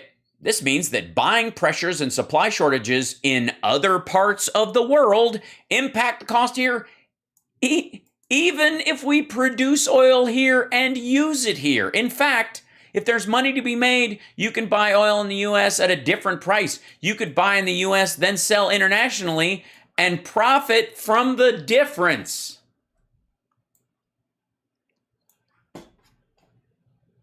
And here's the thing, fucking Levin, he has to know this, which means he's not just an asshole, he's a liar. That's long before the monster Putin invaded Ukraine. Putin. It's long before so much of what Biden blames on his problems or our problems, he blames on other people. He's no Harry Truman, but the buck stops with him. For him, the buck stops with everybody else. Taking responsibility for something and recognizing where an assault comes from, for example, is not the same thing. That's the Biden doctrine.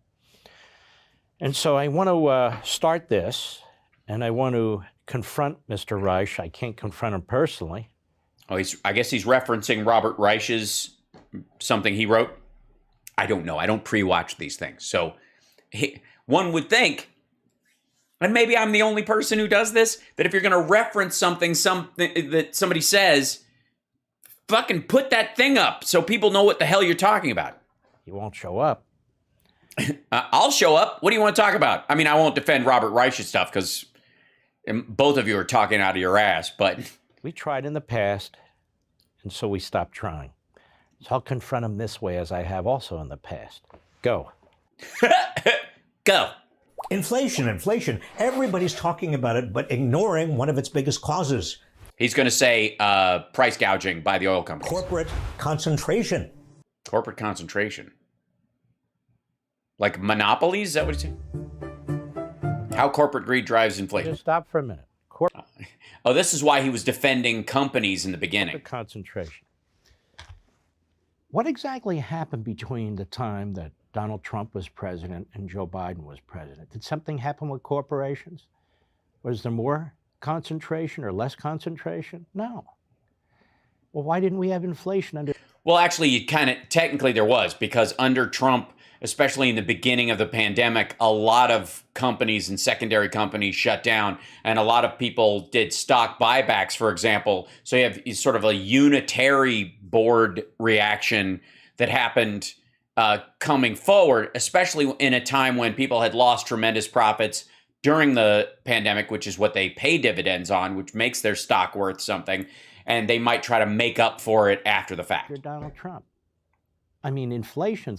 And a bunch of people died because he didn't give a rat's ass. The call was like, what was it? 2%, 3%? Interest rates, 2.5%, 3.5% tops if you didn't get a good rate. So this thing about corporate concentration is nonsensical. Also, we're not talking about mortgage rates. He's more than likely, Reich is talking largely about like retail costs and gas and oil. We'll see. Nonsensical. And think about corporate concentration. Even if you had a concentration of oil companies, which we do not anymore, but you still need a lot of capital in order to invest in drilling and other aspects of oil production. It's a very complicated, very... Get on with it, Mark. You're boring us. Labor-intensive, very capital-intensive industry. Yeah, that has nothing to do with the conversation. It's not like setting up a computer company or something. Right? Yeah, computers are so untechnical. There's really nothing to it. Obviously, you just plant a computer tree and get a basket and just wait, I think, right? You could just nap under the computer tree.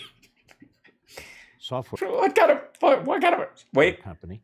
Yeah, software companies. Yes, there's nothing technical about software companies. What the fuck?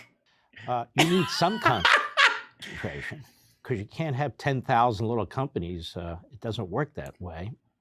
Well, first of all, by the way, anybody remember the lady with the lip licking thing from the QAnon? Can I just say for the record that this dude, Greg Kelly, like a bunch of them do a lot of this, like, and Rudy Giuliani, they never call that shit out. Even though we do have our independence, and there is a significant concentration. But that said, Jesus Christ, we're just going to talk in circles. The answer isn't there's too much private sector concentration. The answer is the centralized government. We don't have a centralized government. We have a decentralized government. We have state governments. We have a federal overseeing government, but we have a House, a Senate, the presidency, and the Supreme Court, and a constitution that it's based on. We don't have a fucking monarchy, you goon. Because again, as I said, under Trump, we didn't have these issues. And keep something... Yes, we did. We were headed into recession in February of 2020. Something else in mind. We were drilling like hell under Trump. He opened up the Alaska reserves and... We weren't drilling in the Alaska reserves, fucko. The price cratered. Jesus Christ. We were drilling under Trump. Hold on.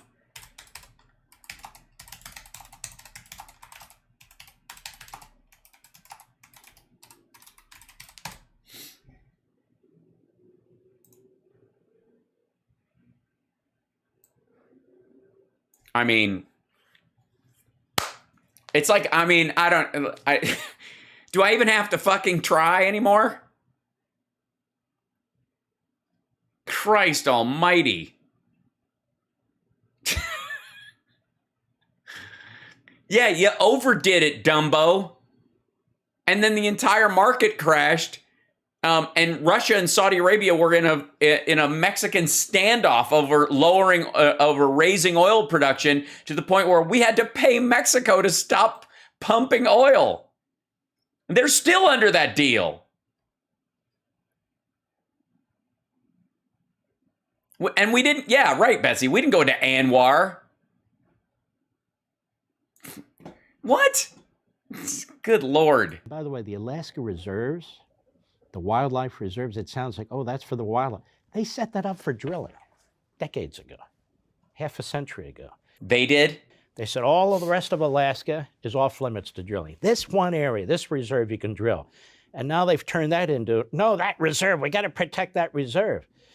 Yeah, it's weird because they took all the production out of that area and said, just wait, don't do anything. And then all of a sudden, that's where all the wildlife is. It's so odd. We would never have the pipeline in Alaska that we have now if these same people were in charge, quite frankly. They were in charge. That's your complaint about Biden, is he's been in government for so goddamn long. We would not. But if you're shutting down pipelines... We're not shutting down. The pipeline wasn't open. It did not affect the amount of oil in the friggin' market. Shutting down nuclear power plants. You're shutting down hydroelectric plants. You're shutting... No one is shutting down hydroelectric plants. What are you talking about? We haven't shut down any nuclear plants either. Down fracking. You're shutting down offshore drilling. We didn't shut down fracking. We didn't shut down offshore drilling. Refineries are the problem. You're making it virtually impossible to actually drill on lands that you have leased. Oh, we've leased 9,000 leases. Yeah, but you don't give the licenses to drill. We do give them, but you have to actually do an environmental impact study to make sure that you're not filling our groundwater with oil and methane and toluene and benzene. You're slow walking them. Yeah, slow walking them. Again, here's the other thing. They're extra leases. You know, like Biden gave 34% more leases in his first year than Trump did in his first year. The rest of those leases are all still online. The number of oil sites that are producing oil in the United States have not materially changed since 2018. The exploration that goes on, if anything, they've become more efficient and produced more oil and gas. What do you think's going to happen? And if your ideology says, and they do, climate change, which is the degrowth movement, which grew up... The degrowth movement, that's right. ...out of Europe, which is a commie movement, anti-capitalist movement. You can tell because the windmills kill bald eagles first and foremost. Green movement. The green movement means no movement.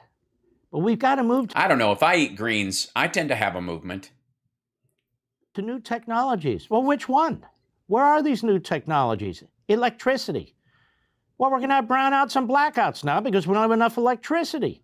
No, we aren't. Where does electricity come from? It doesn't come from that. Oh, that's weird. You haven't found a way to...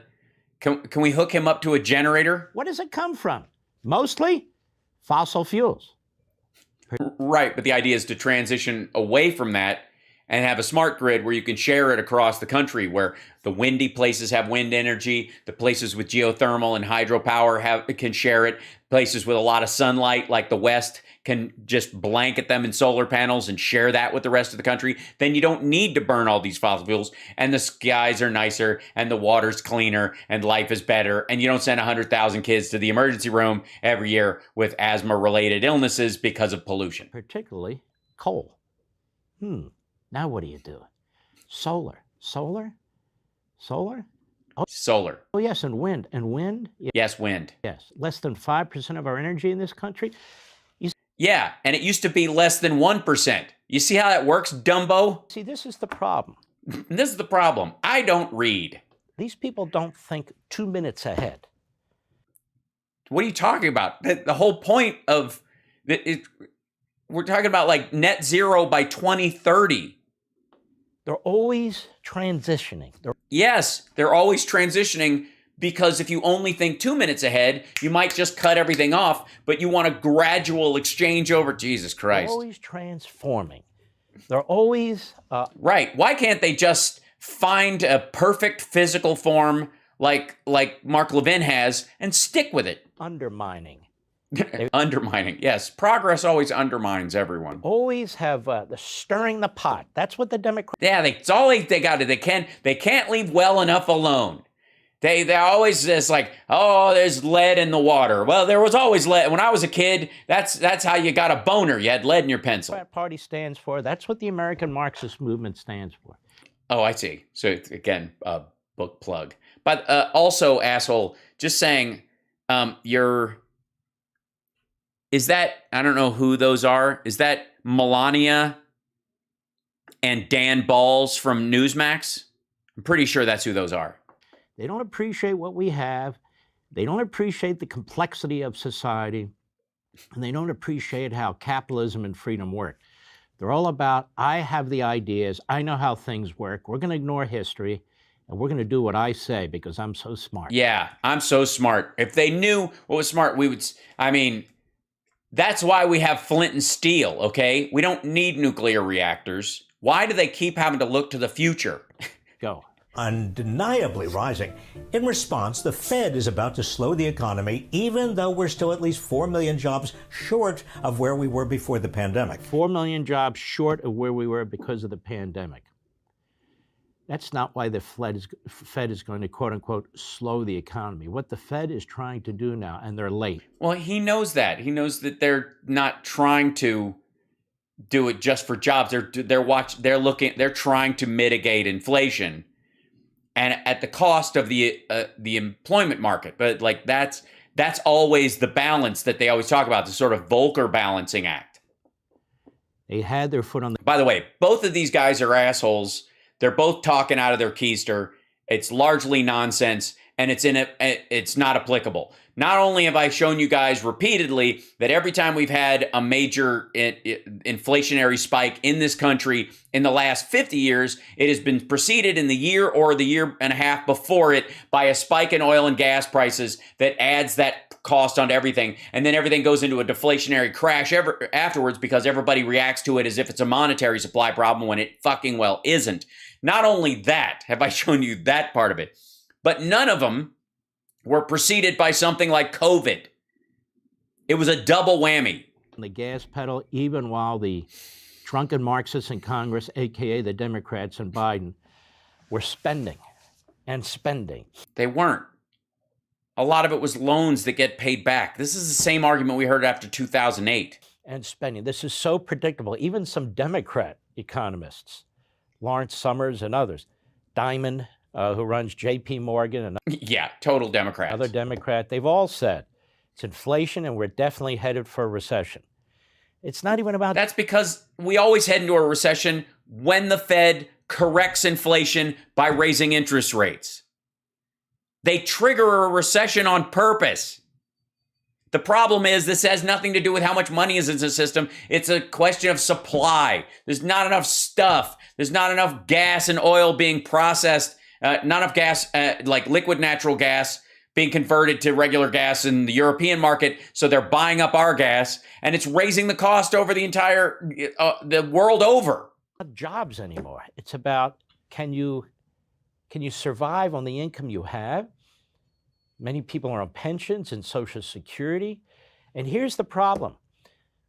Right, but again, that has to do with the fact that we're in a worldwide supply shock caused by like the overextension of global supply chains for the last 3 decades since China came online and the Soviet Union fell, and there was a big race to like, where's the cheapest place to assemble this stuff? Let's do it there. And we're just retracting from that, and that's not going to be painless. When you do this to the currency, when you weaken the currency... The currency isn't fucking weak, Jesus Christ. Like this is, hold on.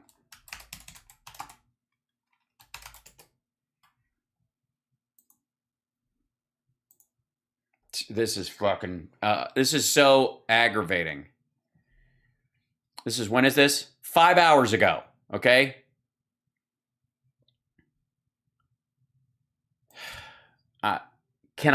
let's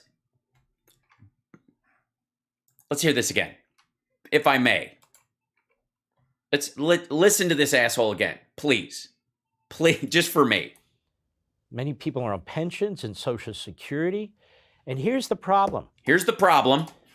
When you do this to the currency. When you do this to the currency. When you weaken the currency. When you weaken the currency. By effectively printing so much money. By effectively printing so much money. Trillions. Trillions of dollars. There's too much money in the system, and you weaken the currency, then what? Then, oh shit. Dollar advances as U.S. job growth tops expectations. U.S. dollar index is up 0.2%. Upbeat jobs data supports case for continued Fed tightening. The U.S. dollar rose against a basket of currencies on Friday after a better-than-expected U.S. employment report pointed to a tighter labor market that could keep the Federal Reserve on an aggressive path of interest rate hikes. Non-farm payrolls increased by 390,000 jobs last month, the Labor Department said in its closely watched employment report on Friday. Economists polled by Reuters had forecast payrolls increasing by 325,000 in May. The U.S. dollar currency index, which tracks the greenback against 6 other major currencies, was 0.4% higher at 102.16 after rising as high as 102.22 following the jobs report. It's worth more than it's worth. For the week, the index was up 0.5%. We had a pretty solid non-farm payrolls number, said Min Trang, senior currency trader at Silicon Valley Bank in Santa Clara, California. The strong jobs data is supportive of the expectations of additional rate hikes going into the second half of the year, Trang added. The Fed has raised interest rates by 0.75 of a percentage point this year, and most Fed policymakers back raising interest rates another 0.5 of a percentage point at each of their next 2 meetings. Boy.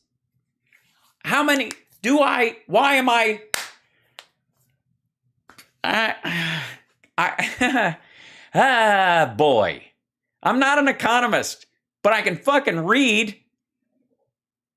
How many times do these assholes have to be wrong about something before they go, oh, you know what? Every time I bring this up, I'm talking out of my ass.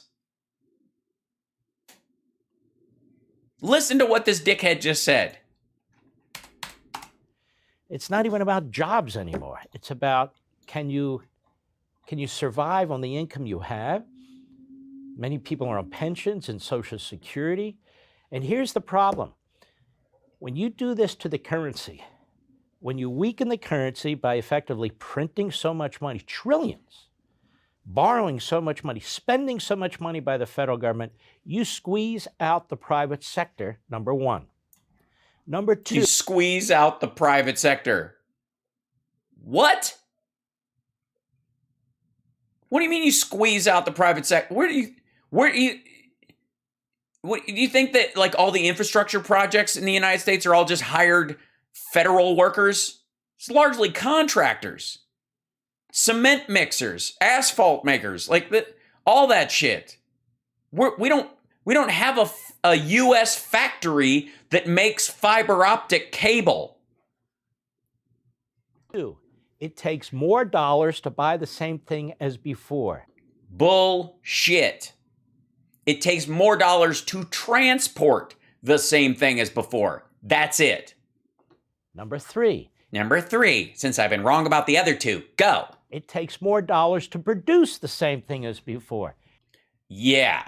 Now that's where we get, we'll find some agreement, Mark. Why is that?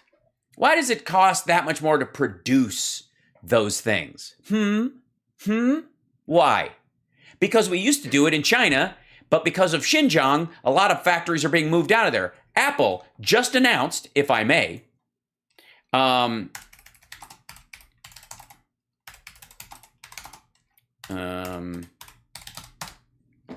okay, here we go. Apple will reportedly move some iPad capacity to Vietnam after China lockdowns. Guess what? That's a pilot program. The iPad is now going to be made in Vietnam in a matter of 2 years. They can't do it all at once. They're going to transition. They're always transitioning. Go. Apple is reportedly moving some of its iPad production to Vietnam from China after supply chain disruptions stemming from coronavirus lockdowns in and around Shanghai caused global repercussions. That's not stopping anytime soon, by the way. And if you're a company, do you trust that's never going to happen again? If Xi Jinping is still running the place, this is going to be a regular part of life.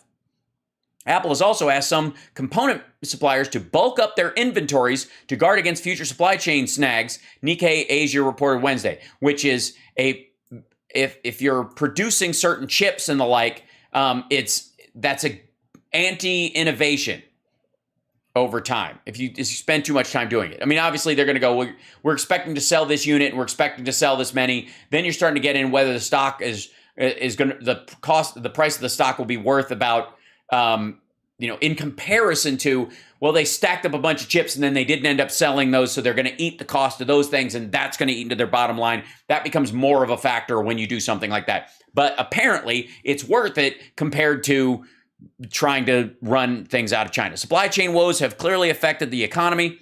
In its second quarter, Apple paid iPad revenue was down 1.92% year over year.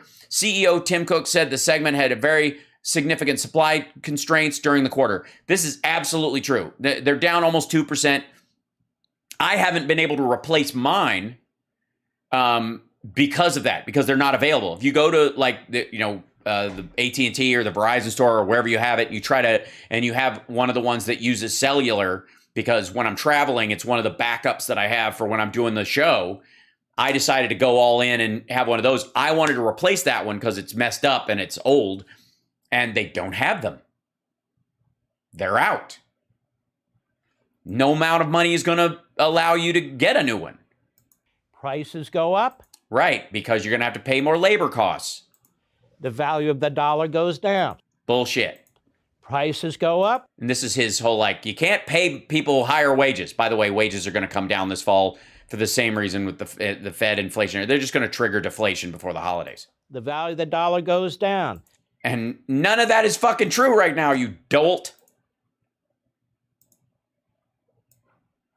Seriously. Just seriously. And again, that's not just one source. Hold on. Well,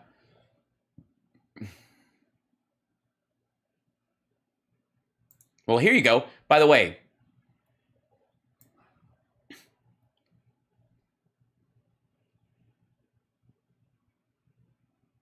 there are reasons the dollar is still king. Yeah, it is. And it's going to stay that way. Oh, hold on. Be right back. Hold on one moment. Hold. Cam? It's time for FaceTime.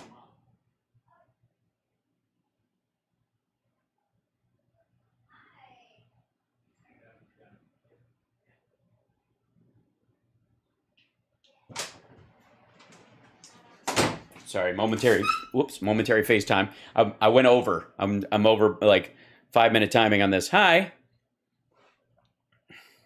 And when you choke off the fuel that drives the engine of this economy, fossil fuels, for some which we're not doing. Imagined technology that's there tomorrow. Which we're not doing at all. No one is doing that. Maybe there one day. It's not there today. It's not. And nobody's expecting it to. Is anybody, I have solar panels on my house. Anybody else expect to be able to go out and shut off power to the grid and just run off solar panels? Anybody? Nobody. There tomorrow. And you create shortages, and that's what's coming. No, it isn't. Shortages. No, it isn't. Hello. Shortages of. Hello. Okay, well, let's hold on.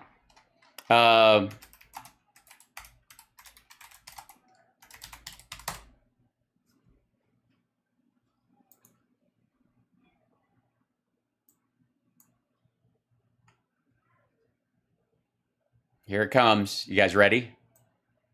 You think he's ready for this? Hello. Hold on. Let's run that clip again. Maybe there one day. It's not there today. It's not there tomorrow. And you create shortages, and that's what's coming.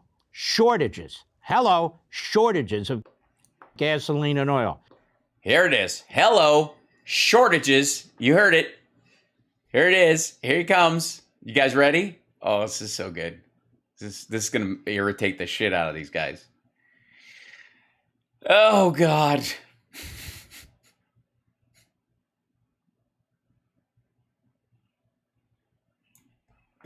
Oil producers said they would raise by 50% a planned production increase after U.S. lobbying to ease price pressures. A group of oil-producing nations known as OPEC Plus agreed on Thursday to a larger increase in supply than planned for July and August. The White House hailed the higher output as a diplomatic breakthrough after months of lobbying Middle East oil giants to raise production to ease price pressures. Administration officials said on Thursday that President Biden would visit Saudi Arabia, which effectively leads OPEC Plus this month. His trip could signal a thawing of relationships between Biden and the Crown Prince. It's not going to, but after the president vowed to turn Saudi Arabia into a pariah. Hold on.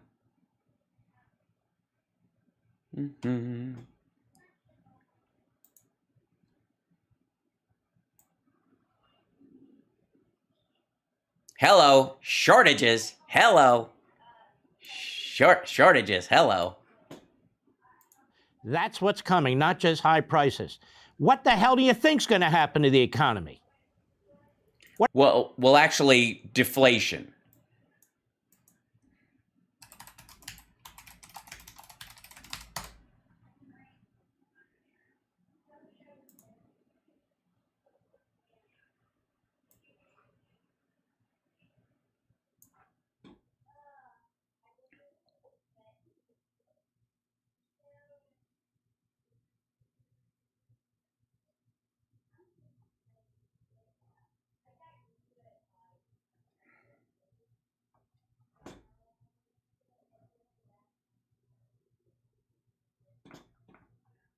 Inflation will melt by 2023.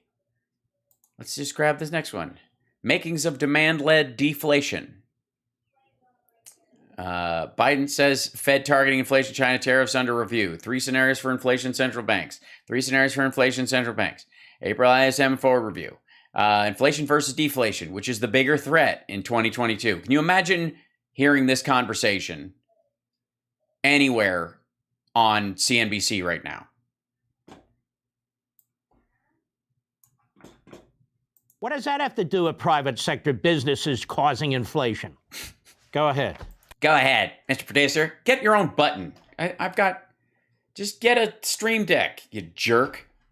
Push your own button. And millions of American workers won't get the raises they deserve. Republicans haven't wasted any time hammering Biden. Wait, by the way, I'm assuming this is cut down some. I don't know if this is the full video that Robert Reich put up. So any statement I make about this, I don't trust that he's playing the whole thing unedited. I don't know, though. And Democratic lawmakers about inflation. Skyrocketing inflation. Inflation. But don't fall for their fear-mongering. Fear-mongering? Are people fear-mongering about inflation? I'll tell you something interesting. Well, no, they're fear-mongering about the idea that we're printing money, it's a debt issue, and that there's too much money in the system. That's the fear-mongering part, because they want the blame to fall on the Biden administration or the government itself for trying to help people during COVID, and that government can be a positive solution. It goes entirely against their philosophy. That's what that is. That's what the fear-mongering is. You know, we have a home in Florida. You can see this is the studio there in Florida. That's where I am.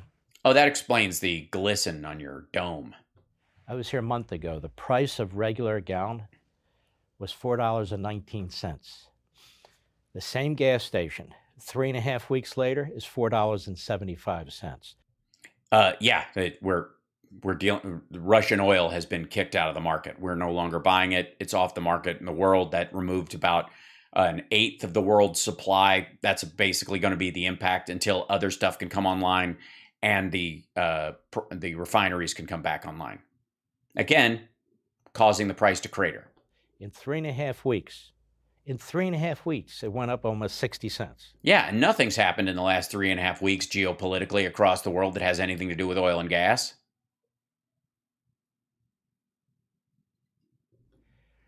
Now, if you're on a fixed income, if you're earning minimum wage, or you're in the middle class. So you're asking, we should provide a relief since it's a global problem. The federal government should probably, I don't know, maybe give people a tax credit on the rising cost of fuel for next year. You think you'd be for that? You have 3, 4, 5 kids, and you have all these other expensive burdens. The price of food shooting up, the price of clothes. By the way, the idea that Mark Levin gives a goddamn about people on fixed income with 5 kids is laughable. Clothing shooting up. I mean, how do you make ends meet? This isn't some theory. This isn't some game. This isn't some opportunity to attack the private sector. The private sector didn't do this. Oil companies try to produce oil. Who do you... Yeah, but they also try to refine that oil into a usable fuel. Do you put oil into your tank, Mark? Who do you think's applying for permits? Builders, marchers, protesters, campers, hunters. What kind of permits are we talking about? And leases. That is... Oh, renters. Leasers? Is a renter a leaser? A leaser a renter? Leases to drill. Daniel Day-Lewis. Now, I'm an oil man, and this is my boy.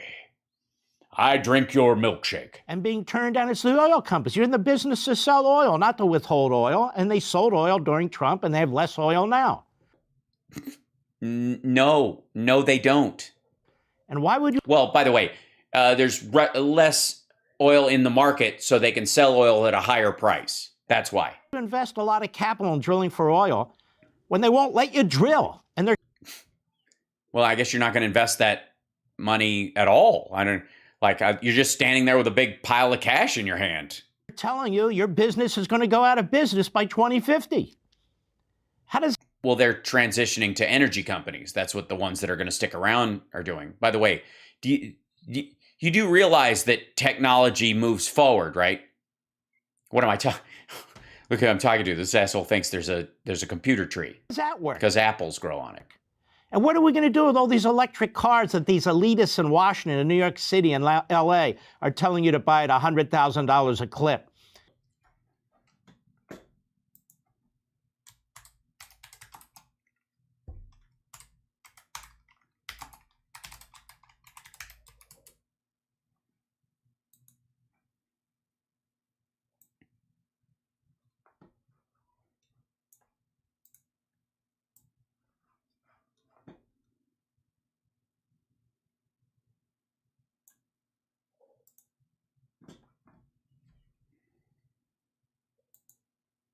These elitists.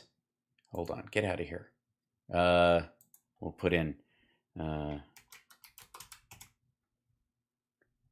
Let's see. Let's just build our own. Here's the 2022 F-150. Due to a combination of high demand and global supply chain constraints, not all models and trims are available. Tram. There's the Pro, the XLT, the Lariat. Man, these elitist truck drivers, man. You know what I mean? Like, look at these. Here's the Platinum. That's 90,000. That's what these elitists in Congress drive. But you and I, let's go with the XLT, shall we? It's 52,000. That's pretty crazy. Look at that thing. That's beautiful. It's beautiful. What do? We do black? Nah. I think the blue's nice. Red's good. Look at that. That's solid. Doesn't give you that electric thing. Powertrain, we'll do. Look at that. Look at this elitist undercarriage.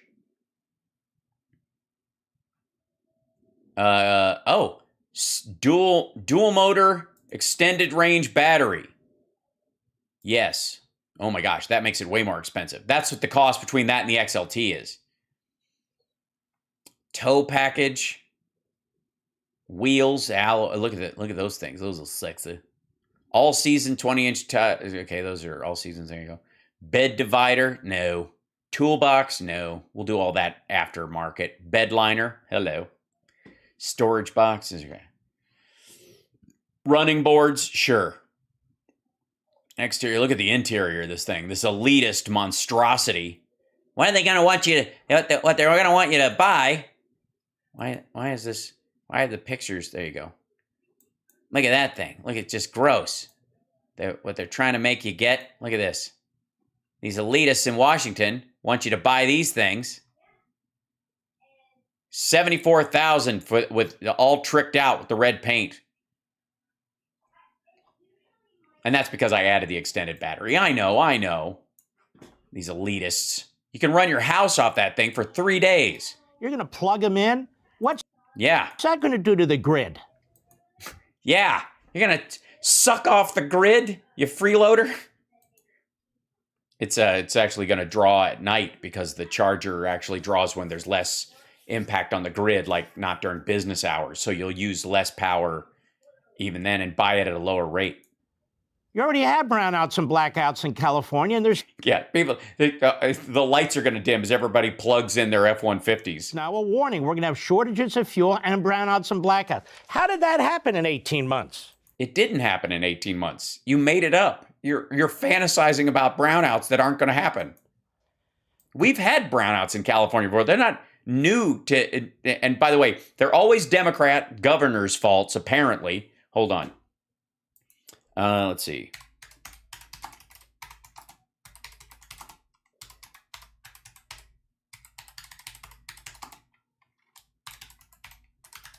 I just want to look something up.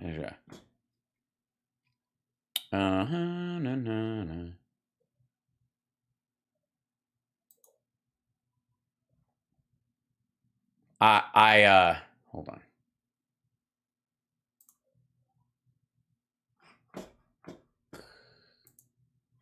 There we go.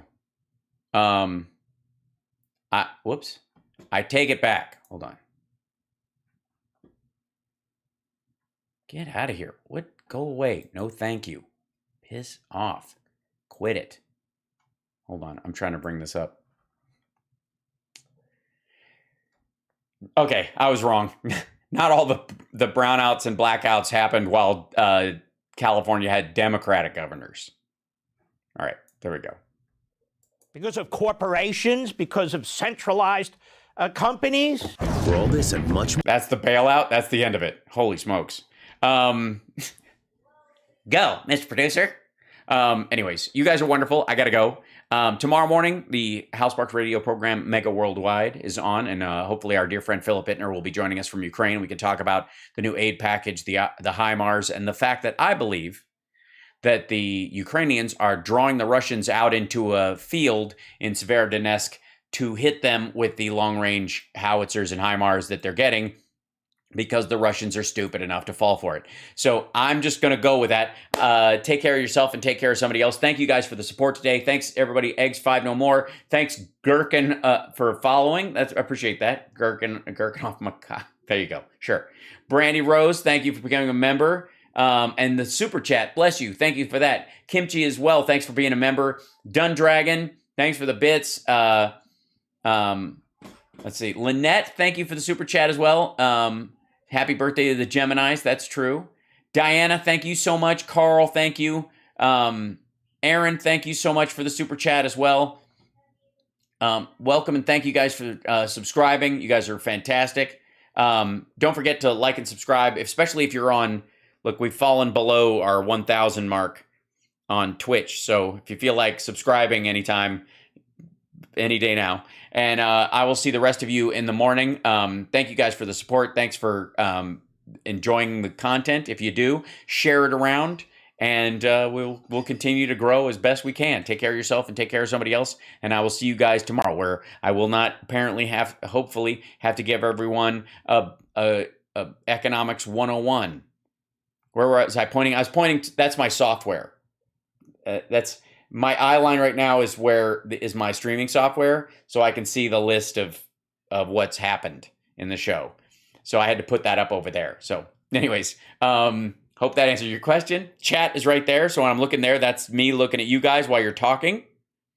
And then that's where the video is, which ends up being right about here on my eye line and the other thing. I try to line it up so it seems like fluid in some ways, but not always. It's a little difficult. I'm trying to find a way to better arrange the chat so that I can look at it in a way that's that makes sense as far as the eye line goes, but it's always weird. Anyways, take care of yourself, and I will see you guys tomorrow. Thank you guys so much for the support. Thanks to our patrons, patreon.com/HALSparks. You guys are fantastic, and you're the only reason we are able to, once there are iPads to get, you'll be the reason we actually get one. So thank you so much, and I will see you later.